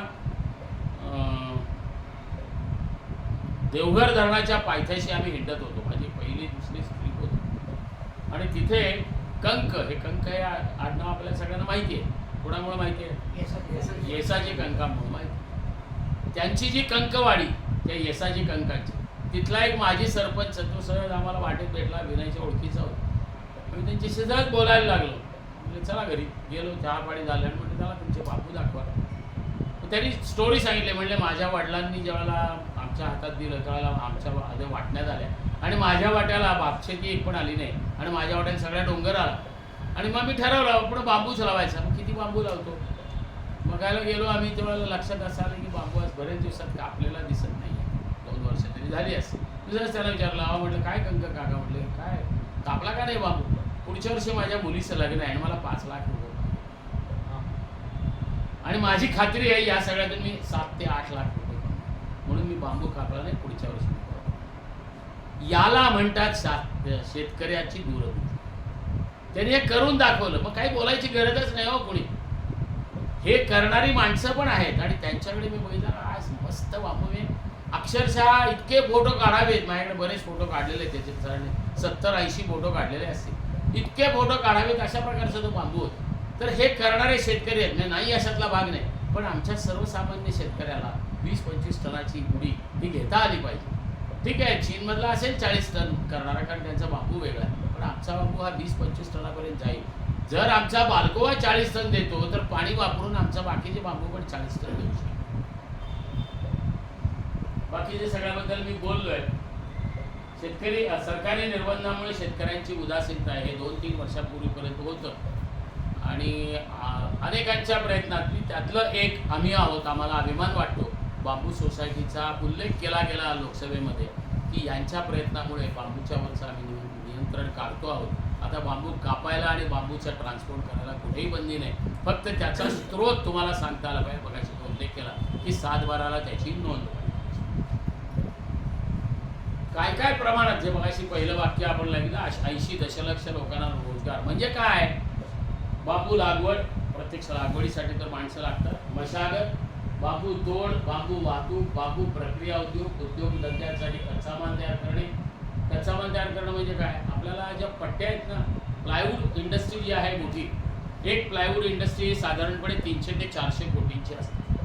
त्याच्यामध्ये रॉ मटेरियल काय लागतं, तर आपण जो तट्ट्या वापरतो त्याच्यासाठी ज्या पट्ट्या असतात साधारण 1.5 ते 2 सेंटीमीटर याच्या आणि ठराविक जाडीच्या, त्या पट्ट्या हे त्यांचं रॉ मटेरियल असतं. मग चीनमध्ये किंवा भारतातही आता काही ठिकाणी हे सगळं रॉ मटेरियल तयार करायचं काम हे त्या गावातल्या खेडेगावांमध्ये होतं. मग तिथे भरपूर माणसं कामाला असतात, तिथे ते फ्रेश बांबू आणतात, हिरव्याच बांबूच्या पट्ट्या काढल्या जातात, त्या काय म्हणायचं, एका केमिकलमध्ये बुडवल्या जातात, उकळल्या जातात आणि त्या वाळवल्या जातात. नाही, CCB पण, CCB हे ट्रीटमेंटचा आहे. CCB बेबी केमिस्ट्रीतलं वापरणार आहे, जरा थोडंसं वयाच्यामुळे जरा थोडं काही वेळेला सगळं काही बाकी दिसत असतं, त्याच्या फॉर्म्युल्यापासून पण नाव नाही. तर अशा प्रकारे ते ट्रीट करतात आणि या प्रत्येक जो प्रायमरी इंडस्ट्री असते त्याच्या बाहेरच्या बाजूला 1.5-2 एकरामध्ये हा सगळा बांबू वाळवला जातो उन्हाने आणि त्याच्या पट्ट्या, या सलग पट्ट्या गोळा केल्या जातात, त्या ठराविक आकाराच्या पॅकिंगमध्ये दिल्या जातात आणि ते रॉ मटेरियल असतं याचं प्लायवूड फॅक्टरीचं. त्यामुळे हे सगळं करायला जर खेड्यात केलं तर ॲटोमॅटिकली खेड्यामध्ये रोजगार निर्मिती होते. तिथेच त्याच्यातला जो वेस्ट आहे तो तिथेच पडणार आहे, त्याचा वापर करून अनेक गोष्टी करता येतात, त्या पण आपण नंतर होऊ. बांबू वस्तू निर्मिती आणि बांबू वस्तूंचा व्यापार करणं, मार्केटिंग हे सुद्धा स्किल आहे. आता पुण्यामध्ये जवळ 3-4 लोक असे आहेत की जे ऑनलाईन ट्रेडिंग करतायत बांबूच्या वस्तूंचं. तर अशा प्रकारच्या असंख्य गोष्टी आहेत की ज्या गोष्टींसाठी रोजगार निर्मिती होते. नेक्स्ट, काही पथ्य, चांगल्या पिकांची जमीन बांबूला नाही वापरायची, वरकस असलेली, डोंगराळ असलेली किंवा बांध किंवा उतार जंगलांचे किंवा नदी काठ किंवा ओढ्यांचा काठ किंवा जर तुमच्या पाझर तलाव असेल तर त्याची मागची बाजू, या सगळ्या प्रकारचा जो वापर आहे तो आपण उद्याच्या वेळेला जास्त डिटेलमध्ये बघू. हे सगळं मी सांगितलं. सर्व फळबागांच्या चौफेर वारघडीसाठी बांबू उत्तम. असंख्य ठिकाणी, मी गेल्या वर्षी माझ्याकडे एक केस आहे, अंजरलं, माहिती आहे सगळ्यांना अंजरलं, बऱ्याच जणांना माहिती असेल कोकणातला अंजर. त्या अंजरल्याचा एक ग्रुप आला 4-5 जणांचा आणि ते सांगायला लागले, अहो आम्ही 400 एकरवर काजूची लागवड केली होती. किती? 400 एकर. अतिशय एंटरप्राइझिंग लोक होते. म्हटले हे जे निसर्ग वादळ आलं त्याच्यामध्ये आमचा सगळ्याच्या सगळा काजूची छोटी रोपं होती 4-5 फुटाची, सगळे झोपली, उन्मळून पडली. त्यातली काही झाडं जगली, काही झाडं मेली. आणि आम्हाला काहीतरी मार्गदर्शन करा, आम्हाला सांगा हे कसं वाचायचं. म्हणजे फार सोपं आहे.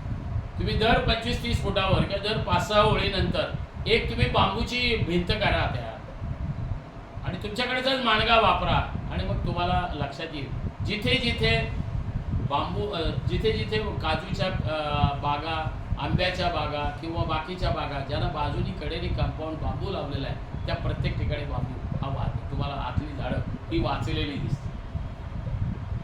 बांबू लावताना बांबूपासून 1 फूट अंतरावर जर 5-6 बेटानंतर आपापल्या भागातील जंगली किंवा उपयुक्त वृक्ष लावावे, त्यामुळे बांबू सरळ वाढतात. कॉम्पिटिशन होते. हा अनुभव मी माझ्या PhDच्या वेळेला रिसेंटली केली. तुम्ही म्हणाल काय हो सारखे स्वतःच्या PhDचे कौतुक करताय, असं नाही आहे. तर अगदी रिसेंटली गेले मी 5 वर्षापूर्वीच PhD केली वयाच्या 69व्या वर्षी. आणि त्यावेळेला आम्ही जेव्हा सह्याद्रीमध्ये सगळीकडे हिंडत होतो त्यातल्या असंख्य ठिकाणी मला बघायला मिळालं जिथे जिथे बांबूच्या शेजारी आंबा आहे त्या प्रत्येक ठिकाणी अतिशय सुंदर बांबू वाढलेला. त्याच्याही पुढचं या भोर भागामध्ये तुमच्या वेल्ल्याच्या पुढे गेल्यानंतर काय त्या गावाचं नाव तिथल्या बांबूचं मी ऑब्झर्वेशन पण घेतली आहे. त्या गावात गेलो तर निरगुडी ही तुम्ही सगळ्या लोकांनी बघितलेली आहे. किती जाडीची निरगुडी असू शकते तुमच्या हिशोबात सांगा? हा, किती फुटाचं, किती रुंदीचं झाड? साधारण एक 20 फूट वाढू कुठे बघितलंय तुम्ही? बघितलं. काय 2-2.5 फूट रुंदी झाडाची? एवढं नाही. काय वेळे आहे का तुम्ही? पण 8 इंच मी प्रत्यक्ष मोजलाय. काय तुमच्याकडे ते घाणी कुठलं तरी गाव आहे बघा, गेळगाणी. त्या गेळगाणी गावामध्ये मी गेलो आणि त्या ठिकाणी तुम्ही अजूनही गेलात तर त्या ठिकाणी तुम्हाला प्रत्येक बांबूच्या शेजारी तुम्हाला निरगुडी दिसेल. मी आयुष्यात पहिल्यांदा एवढं झाड निरगुडी बघितली की चक्क त्याचं, कारण सगळंच होतं साहित्य, लगेच मी त्याचा डायमीटर आणि हे मोजलं. साधारणपणे 6 इंचापर्यंतचं खोड निरगुडी सारख्या बा आहेत. बाकी आंबा, जांभूळ, नंतर तुमची ही जी सगळे ऐन, किंजळ वगैरे ही सगळी झाडं तर होतीच, परंतु ह्या निरगुडीने मला धक्का दिला. तर जर बांबूच्या शेजारी झाड असेल तर निश्चितपणाने ते आधारे वाढतात. आणि सगळीकडे आहे गवत हे नेहमी कुठल्या तरी झाडाच्या आधारे. हा बेसिक बायोलॉजिकल प्रिन्सिपल आहे. त्यामुळे काय आणि औषधी पण आहे निर्गुडी. निरगुडी औषधी आहे ते आहेच, पण त्याच्या शेजारी वाढलेला बांबू मला जास्त महत्त्वाचा. बांबू आधारित वनशेती ही संकल्पना राबवणं, माथा ते पायथा, समतल चर हे तंत्र वापरून बांबू आधारित वनशेती करता येते हे आपल्याला अनेकांनी दाखवून दिलं. टाकळकर ह्या नावाचे एक DFO होते आणि ते या नाशिकला जाताना आपल्याला जो घाट लागतो ना त्या घाटामध्ये त्यांचं काम चालायचं आणि त्यांनी त्या ठिकाणी आणि त्याच्यानंतर संपूर्ण महाराष्ट्रामध्ये हजारो एकरवर समतल चरावर सगळे वनांची किंवा फॉरेस्टची लागवड केली आणि त्याच्यामध्ये त्यांनी बांबू पण वापरला. पण तसंच बांबू हा वापरताय. हे काय होतं, कसं होतं ते आपण बघू. नेक्स्ट, बांबू आणि पाणी हे मी अगदी झटकन आवडतोय कारण उद्याला परत आपल्याला याच्यावर थोडा विचार जास्त करायचा. बांबूला पाणी कमी लागतं, अधिकचं पाणी दिलं तर बांबूचं एकूण उत्पन्न वाढतं. दरवर्षी जानेवारीपर्यंत पाणी देता आलं तर फायदेशीर असतं. आपली जुनी सवय घराभोवती लावलेल्या झाडांना घरातलं सांडपाणी दिलं जायचं. घरातलं सांडपाणी ही समस्या काही वर्षांपूर्वी नव्हती. हे खरं म्हणजे मी उद्याला बोलायला पाहिजे पण आजच बोलतो. कोकणातला असल्यामुळे जसं मारवाडी लोकांना पाण्याचं फार महत्त्व तसं आम्हालाही पाण्याचं फार. कारण आमच्याकडे माझ्याकडे मी माझ्या आजोळी परशुरामला जायचो आम्ही जेव्हा सगळी भाचवंड त्यावेळेला तिथे एक ती धावजीची विहीर होती आणि तिथे पायरहाटाने पाणी खेचायचं. आमच्यातली जी मोठी भावंड असायची ते पायरहाट चालवायचे आणि आमच्याकडे काम त्या पाटाने येणारं जे पाणी आहे ते राखडेकडे लोक चोरायचे म्हणून ते पाटाचं पाणी राखायचं काम आमच्याकडे असायचं. एवढं त्या पाण्याला किंमत होती आणि मग ते पाणी आलं की सगळ्या तिथे भरून घ्यायचं, कमीत कमी पाणी वापरायचं. मग आंघोळीसाठी आमच्या परस भागामध्ये जी झाडं ठेवलेली असायची ती वाटून दिलेली असायची प्रत्येकाला. मग ह्या नारळाखाली तू आंघोळ करायची, या नारळाखाली तू आंघोळ करायची असं सांगितलेलं असायचं. कधी केळी, कधी आंबा, कधी नारळ असं असायचं. आणि त्यामुळे संपूर्ण घरामध्ये आम्ही तर जवळ 20-22 भाचवंड जमायचो आणि सगळे मिळून घरामध्ये जवळ 15-1 लोक 20-22-25 लोक या सगळ्यांनी मिळून तिथे जेव्हा हे केलं की आपोआपच त्या सगळ्या पाण्याचा निर्माण. त्यामुळे आम्हाला आमचं पाणी हे बाहेर कुठेच पाठवायला लागायचं. ही जी वृत्ती होती कोकणामध्ये त्याचा वापर करून खूप ठिकाणी अशा प्रकारची झाडं ती तयार झालेली आहेत. परस बागा ज्या कोकणातल्या आहेत त्या सगळ्या ह्या पद्धतीने तयार होतात. नागपूरला निरीने करून दाखवलं मग आम्ही काम मागे पडतो. याच्याबद्दलचं डिटेलिंग आपल्याला उद्याला बघायचं. गटारा नदीत सोडण्याऐवजी त्याचं पाणी एकत्र साठवलं तर ते गावाच्या जमिनीवरील आणि खाजगी बांबू आधारित वनशेतीला हे सगळं आपण 2-3 उद्याला बघतो. मुळं जी जमिनीत आहेत बांबूची ती फक्त 1.5 मीटरपर्यंत जातात, त्याच्यापेक्षा जास्त जात नाही. मग तुम्ही म्हणाल मग झाड उन्मळत का नाही एवढ्या वाऱ्याने? कारण त्याचा वरचा तर भाग खूप मोठा आहे, 10, 15, 25 जे काही बांबू असतील त्याच्यामुळे तो रुंद आहे. मग तिथे वारा येऊन थांबेल आणि मग ते उन्मळत का नाही, तर ते उन्मळत नाही त्याचं कारण ही मुळं आहे. इतकी बारीक बारीक आणि सगळीकडे पसरलेली मुळं असतात की त्याच्यामुळे ती उलट माती धरून ठेवतात. ते झाड कधी कधी मी आयुष्यामध्ये बांबू मोठ्या प्रमाणात उन्मळलेला बघितलेला नाही. इतका हिंडलो भारतभर, भारताच्या बाहेर, पण मला कुठेही काय बघायला नाही. कमी पावसात वाढतो, जमिनीतील खोड दुष्काळात मिळणाऱ्या ओल्यावर जिवंत राहतं. पाऊस पडला आणि पाणी मिळालं की वाचतं. स्वतःचा अनुभव सांगतो. म्हणजे कर्जतला थोडीशी शेती आहे, त्या ठिकाणी त्याच वेळेला माझ्याकडे तळेगाव जवळ नर्सरी होती आणि त्या नर्सरीमध्ये मी बांबूची रोपं करायचो. ही गोष्ट आहे साधारणपणे 2007-08 सालची. नवीनच आम्ही जमीन घेतली 5 मित्रांनी आणि मग तिथे आमच्याकडे छोटे छोटे ओढे जे वरनं यायचे त्या वरच्या जंगलात, त्याच्या कडेला आम्ही माझ्याकडचीच रोपं नेऊन लावली. साधारण नोव्हेंबर-डिसेंबर झाल्यानंतर त्याला पाणी संपलं आणि त्याच्यानंतर ती आपोआप वाढली आणि वाढल्यानंतर माझे काही मित्र मला म्हणायला लागले, काय तू काहीतरी लावले, सगळे पैसे वाया गेले, अमुक झालं तर मग ते आरडाओरडा करायला लागले. म्हणले बघा खिशातले माझ्या पैसे आहेत, गेले तर माझे आहेत, पण जर राहिले तर मात्र उत्पन्न सगळ्यांना मिळणार आहे. तेव्हा म्हटलं आवाज करू नका, जरा थांबा.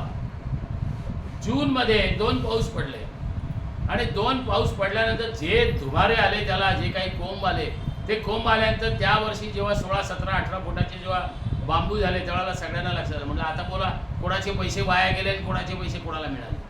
म्हटलं ज्या गोष्टी आपल्याला माहीत नाहीत त्याच्यात बोलू नये.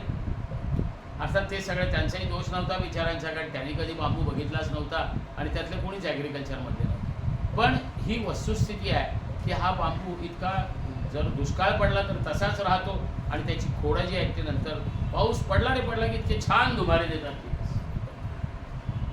डोंगर उतारावर वाढतो. पूर्ण वाढलेल्या बांबूला दरवर्षी 1 कोंब फुटतो किंवा 2 कोंब फुटतात. एक बांबू आपण कापला की त्याला 2 बाजूने 2 किंवा 3 कोंब येतात, त्याचे पुन्हा 6 होतात, असं सगळं वाढत जातं. पूर्ण वाढलेल्या बांबूला दरवर्षी 1 कोंब फुटतो. 3 वर्षांचा बांबू तोडायला तयार होतो. आता हे त्याला थोडंसं विधान आम्हाला दुरुस्त करायला हवं.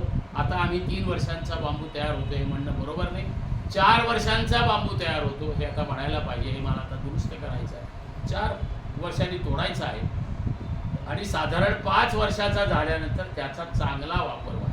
परवाच आमच्या जेव्हा आम्ही फर्निचर आणि कन्स्ट्रक्शनबद्दल बोलत होतो त्यावेळेला हे लक्षात आलं की तो 5 वर्षांचा 6 वर्षांचा बांबू असेल तरच तो कन्स्ट्रक्शनसाठी वापरता येईल. दरवर्षी कापला गेला तरच व्यापारी उत्पन्न मिळतं. नंतर मग आपल्याला दरवेळेला तो कापत जावा लागतो, त्यामुळे तो दरवर्षी कापता येईल. त्यानंतर जर बेटं साफ केली नाही तर निकृष्ट दर्जाचे बांबू मिळतात. फुलं येऊन बी धरल्यानंतर बेटं मरतात, तेव्हा पुन्हा लावावा लागतो किंवा नैसर्गिकरित्या उगवतो. पण आयुष्य प्रजातीनुसार 30 ते 70 वर्ष 100 वर्ष असतात. लागवडीच्या पद्धती सांगितल्यात मी, फक्त ह्या काही तिथे कड्या एकेका ह्याच्यासाठी एक लेक्चर घ्यावं लागेल, एवढी याची डिटेलिंग आहे म्हणून मी काही बोलत नाही. होमांपासून लावतो, बियांची रोपं लावता येतात, पेरांपासून लावता येतात, कांद्याची रोपं करता येतात. तुती संवर्धनातील बाब नेक्स्ट. महाराष्ट्रात कुठे कुठे लागवड आहे, हवामान आणि मातीचा प्रकार आणि उपयोग यानुसार विभाग आहे. विदर्भ आणि खानदेशातली जास्त पावसाचे जेवढे जिल्हे आहेत तिथे कडक आणि काटस किंवा डेंड्रोकॅलामस स्ट्रिक्टस आणि काटस बांबू आहे. सह्याद्रीच्या उतारावरील सर्व जिल्हे माणगाव, मुळा, काटस, उत्तम. उर्वरित कमी पावसाच्या जिल्ह्यांमध्ये पाणलोट क्षेत्र, नदी किनारे तिथे कडक आणि काटस व्यापारी लागवड वारगटीसाठी जमिनीची धूप थांबवण्यासाठी पाणी समृद्धी. व्यापारी लागवड करण्यासाठी मी अंतरं दिलेली आहे. मी इथे हे घेऊन जातोय. कोणाला जर हवं असेल तर ते प्रेझेंटेशन द्यायला काय करता येईल. तुझ्याकडे मी आता हे डिटेलिंग नाही सांगत तर आम्ही थोडंसं पुढे वारगडीबद्दल पण मी बोलतो. याच्याबद्दल आपण उद्या प्रत्यक्ष लागवड साधारणपणे एकच फक्त गोष्ट बांबूच्या प्रत्यक्ष लागवडीची सांगतो की जिथे तुमची फसवणूक होण्याची शक्यता आहे. तुम्ही 2-4 रोपं लावायला कदाचित बंगल्याभोवती जाल आणि तुम्ही जे रोप आणाल त्या रोपाला जर एकच कोंब आलेला असेल तर त्या रोपावर फुली मारा, ते रोप घेऊ नका. ज्या बांबूच्या रोपाच्या पिशवीमधून किमान 2 ते 3 फुटी आलेले असतील तेच रोप घ्या, कारण तेव्हाच फक्त त्याचा जो रायझोम आहे तो डेव्हलप झालेला असतो. अदरवाईज तो रायझोम डेव्हलप झालेला असतो. आणि तो रायझोम जर डेव्हलप झालेला नसेल तर बांबू जगत नाही. त्यामुळे हे अगदी खोडगाड बांधा की आपल्याला जे रोग मिळणार आहे तो नर्सरीवाला तुम्हाला खूप सांगेल, नाही ते असं आहे, नाही ते तसं आहे. आणि टिश्यू कल्चरची रोपं घेताना तर कंपल्सरी तुम्ही 3-4 ठोंबे आलेलंच रोप घ्या. सिंगल रोपाचं घेऊ नका, कारण ते फक्त 6 महिन्याचं असतं. 1 ते 1.5 वर्षाचं रोप घ्या, 6 महिन्याचं रोप घेऊ. हे पण ह्याच्यात तुम्हाला प्रत्यक्ष कशी लागवड करायची, काय करायची, मी पुढे जरा मला सांगायचं तुम्हाला म्हणून मी बरोबर जातो. कारण वेळ जाऊ दे, पुन्हा जाऊ दे. 4थ्या वर्षापासून दरवर्षी बांबू म्हणजे मग मी सांगितलं 20 ते 25 वर्षापर्यंत प्रॅक्टिकल वापर. नेक्स्ट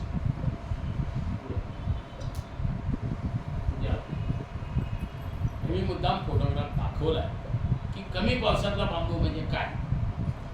बऱ्याच जणांना फलटण हे शहर माहिती आहे, सातारा जिल्ह्यातलं. हा वर्षात छायेचा प्रदेश आहे. तिथे साधारणपणे 10 ते 12 इंच दरवर्षी पाऊस पडतो. त्या ठिकाणी मी 9 वर्षापूर्वी, मी स्वतः लावलेली लागवड आहे म्हणून मी अभिमानाने सांगू शकतो, 9 वर्षापूर्वी लावलेली आमची लागवड आहे. आणि या लागवडीमध्ये बघा, ती लावताना आम्ही थोडासा वेगळा दृष्टिकोन ठेवलेला आहे की मध्ये ऊस पण लावता आला पाहिजे किंवा मध्ये कुठलं तरी पीक घेता आलं पाहिजे. त्यामुळे त्याची सावली तुम्हाला फारशी पडलेली दिसणार. आणि हे जो मधला भाग आहे, काळ थोडीशी आता जमीन काळसर झाली, जेव्हा लावली तेव्हा पांढरीची जमीन होती.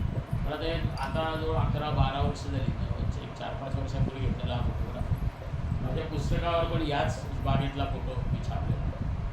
तर हा सगळा कळत म्हणजे आपला डेंड्रोकॅलमस स्ट्रिक्टस की जो कोरडवाहू बांबू आहे तो लावलेला आहे. याला म्हणतात कोरडवाहू बांबू. मिळालं तर पाणी 3 वर्षामध्ये पाऊस पडला नाही तर 3 वर्षात मिळून ते आमच्या बाबूलाल गांधींनी 4 वेळा पाणी दिलं, 3 वर्षात मिळून. आणि काय पावसाचं 2-3 वेळा पाणी पडलं, एवढ्यावर आलेला बांबू आहे. आणि अतिशय सुंदर वाढलेला आहे. कधी कुठे जर फलटण भागातला असेल तर अवश्य तिथे जाऊन बघून या. बाबूलाल गांधी हे फेमस ग्रस्त आहेत, त्यांच्याकडे तुम्ही गेला तर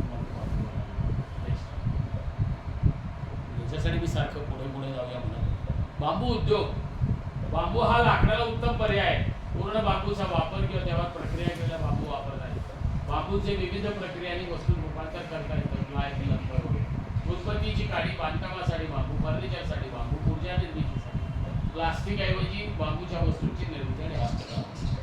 त्यातल्या हस्तकला वस्तू आपल्याला फार माहिती आहे. टोपल्या, नंतर रोळी, सूप, हे आपल्याला फार माहिती आहे. परंतु खरं सांगायचं तर फक्त 2 ते 3% बांबू हा हस्तकलेसाठी वापरला आणि बाकी सगळ्या उरलेल्या गोष्टी 100% भाग वापरता येतो बांबूचा. माझे प्राध्यापक म्हणता येतील 15 दिवस ज्यांनी मला बांबू शिकवलं, चीनमधला बांबू शिकवला, ते डॉक्टर शिव म्हणून. 1 महिन्याभरापूर्वी ते वारले, 88 वर्षांचे. 84व्या वर्षी 4 तास एका वेळेला उभारून बोलायचे, अगदी हळू आवाजात बोलायचे. पण बांबूचा एन्सायक्लोपीडिया, भारतामध्ये ते 22 वेळा येऊन गेलेले होते. 22 वेळा त्यांनी बांबूच्या वेगवेगळ्या ठिकाणी वर्कशॉप घेतले. जगभरामधल्या सगळ्या देशांच्या मध्ये ते जाऊन त्यांनी काढलेला हा फोटोग्राफ आहे म्हणून मी तो मुद्दाम सांगितलेला. आज परत मगाची स्लाईड होता. उद्योगासाठी बांबू वापरायचा असेल तर काही तथ्य, बांबूच्या उपयोगात वापर करताना काही वस्तुस्थिती लक्षात घेतली पाहिजे. छोटी घरं आणि साधं फर्निचर उघडता तोडलेला बांबू तसाच वापरता येत नाही. अनेकांना असं वाटत असेल बांबू काय कापायचं वापरायचं, तसं नाही. आणि दुसरा लिहिलेला नाही भाग मी तो पण ह्याच्यात सांगतो की बांबूची घरं स्वस्त होतात हा समज काढून टाक. तर त्यालाही ट्रीटमेंट लागते, त्यालाही वेगवेगळ्या प्रकारच्या गोष्टी लागतात. ते स्वस्त दिसत नसतं पण डेफिनेटली इको फ्रेंडली आहे. आपण निश्चितपणाने निसर्गातल्या कापलेल्या वस्तूंचा तोडल्यानंतर लागणाऱ्या किडी आणि पाणी संपर्काने येणारे रोग टाळण्यासाठी प्रक्रिया करावी लागते. उद्योगातील वापरासाठी बांबूचं स्वरूप बदलावं लागतं, त्यासाठी प्री प्रोसेसिंग करावं लागतं. बांबू ठराविक आकारात कापून त्याच्या पट्ट्या किंवा कांड्या काढाव्या लागतात. मगाशी मी जे सांगितलं 100 किलो बांबूपासून 12 ते 15% एवढा मुख्य उद्योगाचा कच्चा माल निघतो. जर 100 किलो बांबू तोडला तर तुम्हाला उत्पत्तीची काडी ही साधारणपणे 10 ते 12 किलो मिळते. म्हणजे उरलेलं 88% ते 90% हे वेस्ट असतं. मग तुम्ही म्हणाले वेस्ट काय करायचं, तर ते वेस्टलाच किंमत आहे. त्या वेस्टच्यामुळे काय फरक पडतो ते तुम्हाला सांगतो. उदबत्तीची काडी जर वेस्ट न वापरता जर आपण काढायला गेलो तर 1 किलो काडीची किंमत की आजच्या हिशोबाने 150 रुपये किलो. पण हे जे वेस्ट मटेरियल आहे, भुसा असेल, निघालेल्या साली असतील, या सगळ्याचा वापर करून जर आपण जाळण्यासाठी म्हणून पेलेट्स किंवा ब्रिकेट्स तयार केल्या, तर त्याचा जर आपण वापर करायला गेलो तर तो केल्यानंतर त्याच उदबत्तीच्या काडीची किंमत ही एकदम 40 रुपयावर येते. कुठे 150 रुपये आणि कुठे 40. म्हणून 100% बांबू वापरला गेला पाहिजे. पहिली जी स्लाइड होती की चीनमध्ये पथ्य पाळलं जातं 100% बांबूचा वापर, की जे आपल्याकडे करण्याची गरज आहे. उरलेला भाग वाया जात नाही, त्याचा वापर इतर उद्योगात होतो. तो वापरला गेला तरच बांबूच्या वस्तू बाजारात स्वस्त पडतात. ठीक आहे. फर्निचर काही आकडेवारी मी मुद्दा मांडली आहे. जनरली मी खरं म्हणजे मला या आकडेवारीच्या जार्गेनमध्ये जायचं नाही. अनेक लोकांना ती आकडेवारी खूप आवडते. तुम्ही आकडेवारी देत नाही म्हणून मी काही छोटी आकडेवारी देते. त्याची एक आकडेवारी 1,40,000 कोटीचं फर्निचर दरवर्षी भारतामध्ये खपतं. त्याच्यामध्ये मग स्टील पासून प्लास्टिक पर्यंत सगळ्या प्रकारचं फर्निचर असतं. त्यातला बांबूचा वाटा हा फक्त 4,000 कोटींचा आहे, बांबू फर्निचरचा. बाकी सगळे इतर फर्निचर आहे. पुण्यामध्ये मी हिंडायला लागलो आज. पुण्यामध्ये साधारणपणे काहीतरी 250 मॉल आहे बांबूचं. आपलं सगळं फर्निचर वेगळं आहे. यातल्या एकाही मॉलमध्ये तुम्हाला बांबूचं फर्निचर मिळणार. गेलो त्याच्या विचारलं काय बांबू धंदा करतो म्हटलं तर चेन्नई किम जरी जरा गेलो, घुसलो आत, विचारलं काय हो तुम्ही बांबूचं फर्निचर नाही ठेवलं, देता का तुम्ही? आम्ही ठेवायला तयार. मग बांबू फर्निचर करणाऱ्या माणसांकडे गेलो. त्यांना म्हटलं अरे असं आपण काही मॉलवाला म्हणतोय, तू ठेवतो का? पैसे देतात का लगेच ते? म्हणजे इतर लोक ज्या वेळेला त्यांच्या मॉलमध्ये आणून वस्तू ठेवतात तर त्यांनाही लागत असतील ना पैसे. ते काहीतरी व्यवहार करत असेल ना, आम्ही आमचा तो व्यवहार करायला तयार. आणि दुसरं कारण काय, तर आम्ही बघताना काय करतो, आम्ही फक्त एकच खुर्ची तयार करायला जातो आणि त्या एका खुर्चीची किंमत असते 2,000.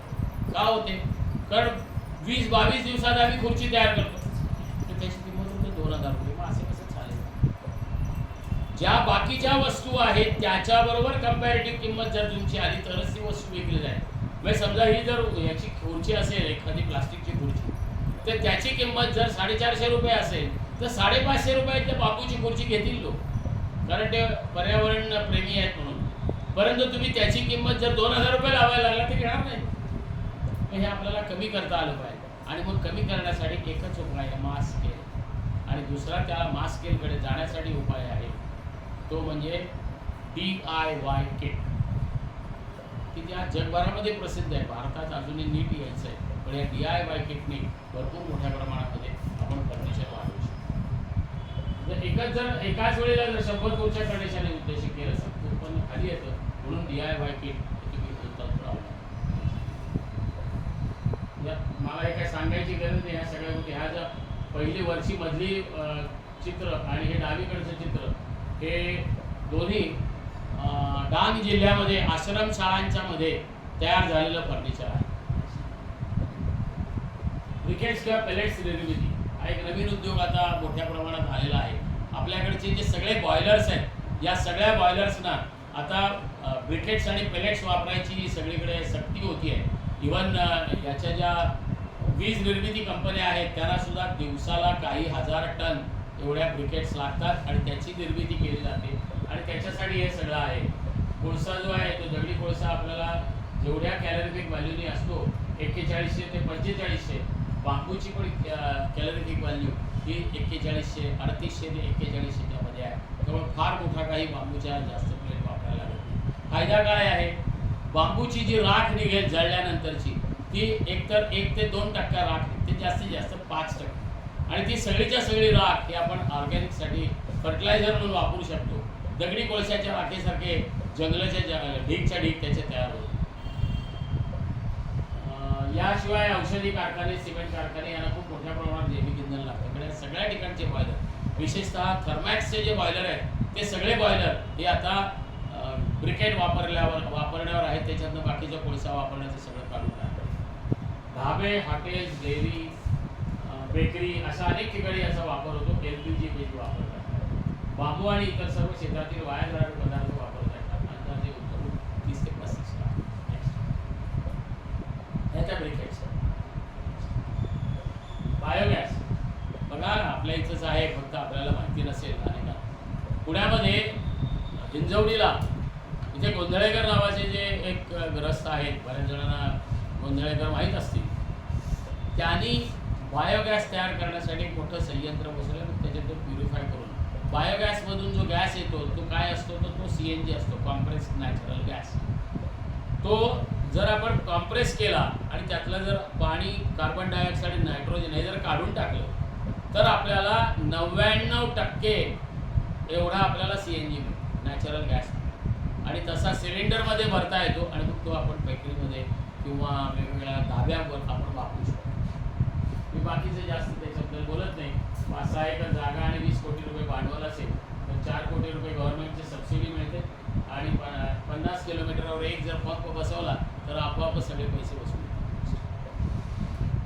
जगाच्या दृष्टीने आपण कुठं आहोत? भारत सर्वात जास्त बांबू क्षेत्र असलेला देश, सर्वात कमी बांबू वस्तू निर्मिती करणारा देश, त्यांची निर्यात करणारा देश. हे बदलण्यासाठी बांबू व्यापारी पद्धतीने लावतात. रोजच्या वापरात बांबू असला पाहिजे, सर्वत्र वापरला गेला पाहिजे. बांबूपासून उद्योग निर्मिती झाली पाहिजे. यासाठी आपण भरपूर बांबू निर्मिती करून पैसे कमावूया. बांबू सोसायटी तुमच्यामध्ये एक उदाहरण देतो. 2 स्लाइड्स आहेत, थोडं थांबवा.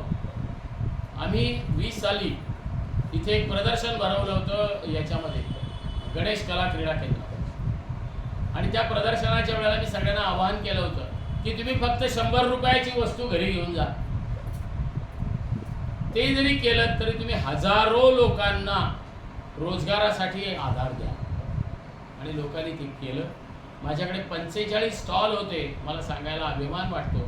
ॲव्हरेज 60,000 रुपयाची वस्तू, 60,000 रुपयांच्या वस्तू 3 दिवसामध्ये विकल्या. 20,000 रुपये होत नाही तर असं कधीच कुठल्या बांबूच्या माणसाला एकदम पैसे बघायला मिळतात. उदाहरण इथे त्याच्यात भर घालतो. त्या नाशिक जिल्ह्यामधल्या सुरगाणा म्हणून जो आदिवासी तालुका आहे त्यातल्या एका माणसाला आम्ही फुकट स्टॉल दिला. त्यांना म्हटलं आणा तुमच्या वस्तू. तरी जवळ 100 प्रकारच्या वस्तू आहेत. आणि त्याच्यानंतर तो जेव्हा 3रा दिवस संपला आणि स्टॉल जेव्हा बंद झाले तेव्हा मी गेटवर उभा होतो. तो माणूस आला आणि तो ढसढसा रडायला लागला. का?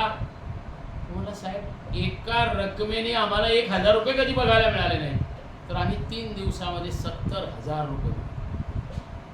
हे फरक आहे. आणि हे जर तुम्ही आम्ही आणि खेड्यातला माणूस, तुम्ही आम्ही आणि आदिवासी माणूस हे जर एकत्र आले, नागरी वस्ती आणि आदिवासी समाज हा जर एकत्र आला तर हे सगळं घडू शकतो. आणि हे करता येतं. आपण नाही भले बांबू लावू शकणार, परंतु आपण जर अशा प्रकारे बांबूला मदत केली. कोणी इंजिनियर असतील त्यांनी वस्तू तयार कराव्या, कोणी इंजिनियर असतील त्यांनी मशीन्स तयार करावे, कोणी आर्टिस्ट असतील त्यांनी वेगवेगळ्या प्रकारच्या गोष्टी तयार कराव्या, त्यांनी त्याची कल्पना द्यावी, कोणी डिझायनर असेल त्याने डिझाईन द्यावी. अशा वेगवेगळ्या प्रकारांनी जर गेलं तर हा बांबूचा जगन्नाथाचा रथ हा सहजपणाने वाहून नेता येईल. आणि ह्या देशाला साधारणपणे 40,000 कोटी एवढं उत्पन्न आपण देऊ शकतो. ही माझी आकडेवारी नाही. ही ज्या वेळेला आपल्या प्लॅनिंग कमिशनमध्ये बांबूचं इन्क्लुजन केलं गेलं त्याच्या अगोदर गडकरींनी एकत्र सगळ्या मंत्रालयांना बोलावलं होतं आणि त्याच्यामध्ये पंतप्रधानांनाही बोलवलं होतं. दिवसभर पंतप्रधान आणि सगळे मंत्री बसून होते. या प्रत्येक गोष्टीच्या आस्पेक्टचा टेक्निकल आढावा घेतला गेला आणि त्याच्यामध्ये हे सांगितलं गेलं. आणि म्हणून या बांबूचं इन्क्लुजन हे प्लॅनिंग कमिशन किंवा एवढा प्रचंड मोठा उद्योग असेल. हेच फरक आहे. Thank you very much. मला काही विचारायचं असेल तर विचारा. मी उद्याला पण इथे येणार आहे. आणि माझं जे पुस्तक आहे, मी उद्योगासाठी बांबू शेती असं पुस्तक लिहिलेलं आहे. ते आज आलेत का माझ्या हे? बाहेर उपलब्ध आहे. 100 रुपयाला फक्त पुस्तक. हा बोल. वंशलोचन या विषयावरती आपण मला वाटलं होतं, मी खूप विचार करून आलो होतो आणि मला माहिती होतं वंशलोचनाच्या कुठेतरी विचार. वंशलोचन हा बांबूचा प्रकार हा आपल्याकडच्या हिमाचल आणि उत्तराखंड आणि सिक्कीम या भागातला जो टेम्परेट बांबू आहे त्याच्या खालच्या फक्त एक दोन बांबूच्या पेरांच्या मध्ये आतला जो पोकळ भाग असतो त्याच्यामध्ये ते क्रिस्टल्स असतात. आज जे तुम्हाला वंशलोचन मिळतं ते सगळं फेक आहे, ते सगळं सिंथेटिक आहे. त्याचा रंग हा थोडासा धुरकट येतो. आणि हे जे वंशलोचन आहे, जे ओरिजिनल वंशलोचन आहे, ते पूर्णपणाने ट्रान्सपरंट क्रिस्टल्स असतात. आपल्याकडे त्या प्रकारची व्हरायटीची लागवड करता येत नाही. अनेक लोक त्याच्यावर प्रयत्न करत आहेत की त्याच्यामध्ये आतला असलेला जो खालचा भाग आहे त्याच्यामध्ये आत काय काय आहे, परंतु त्याच्यामध्ये अजून तरी कोणाला वंशलोचन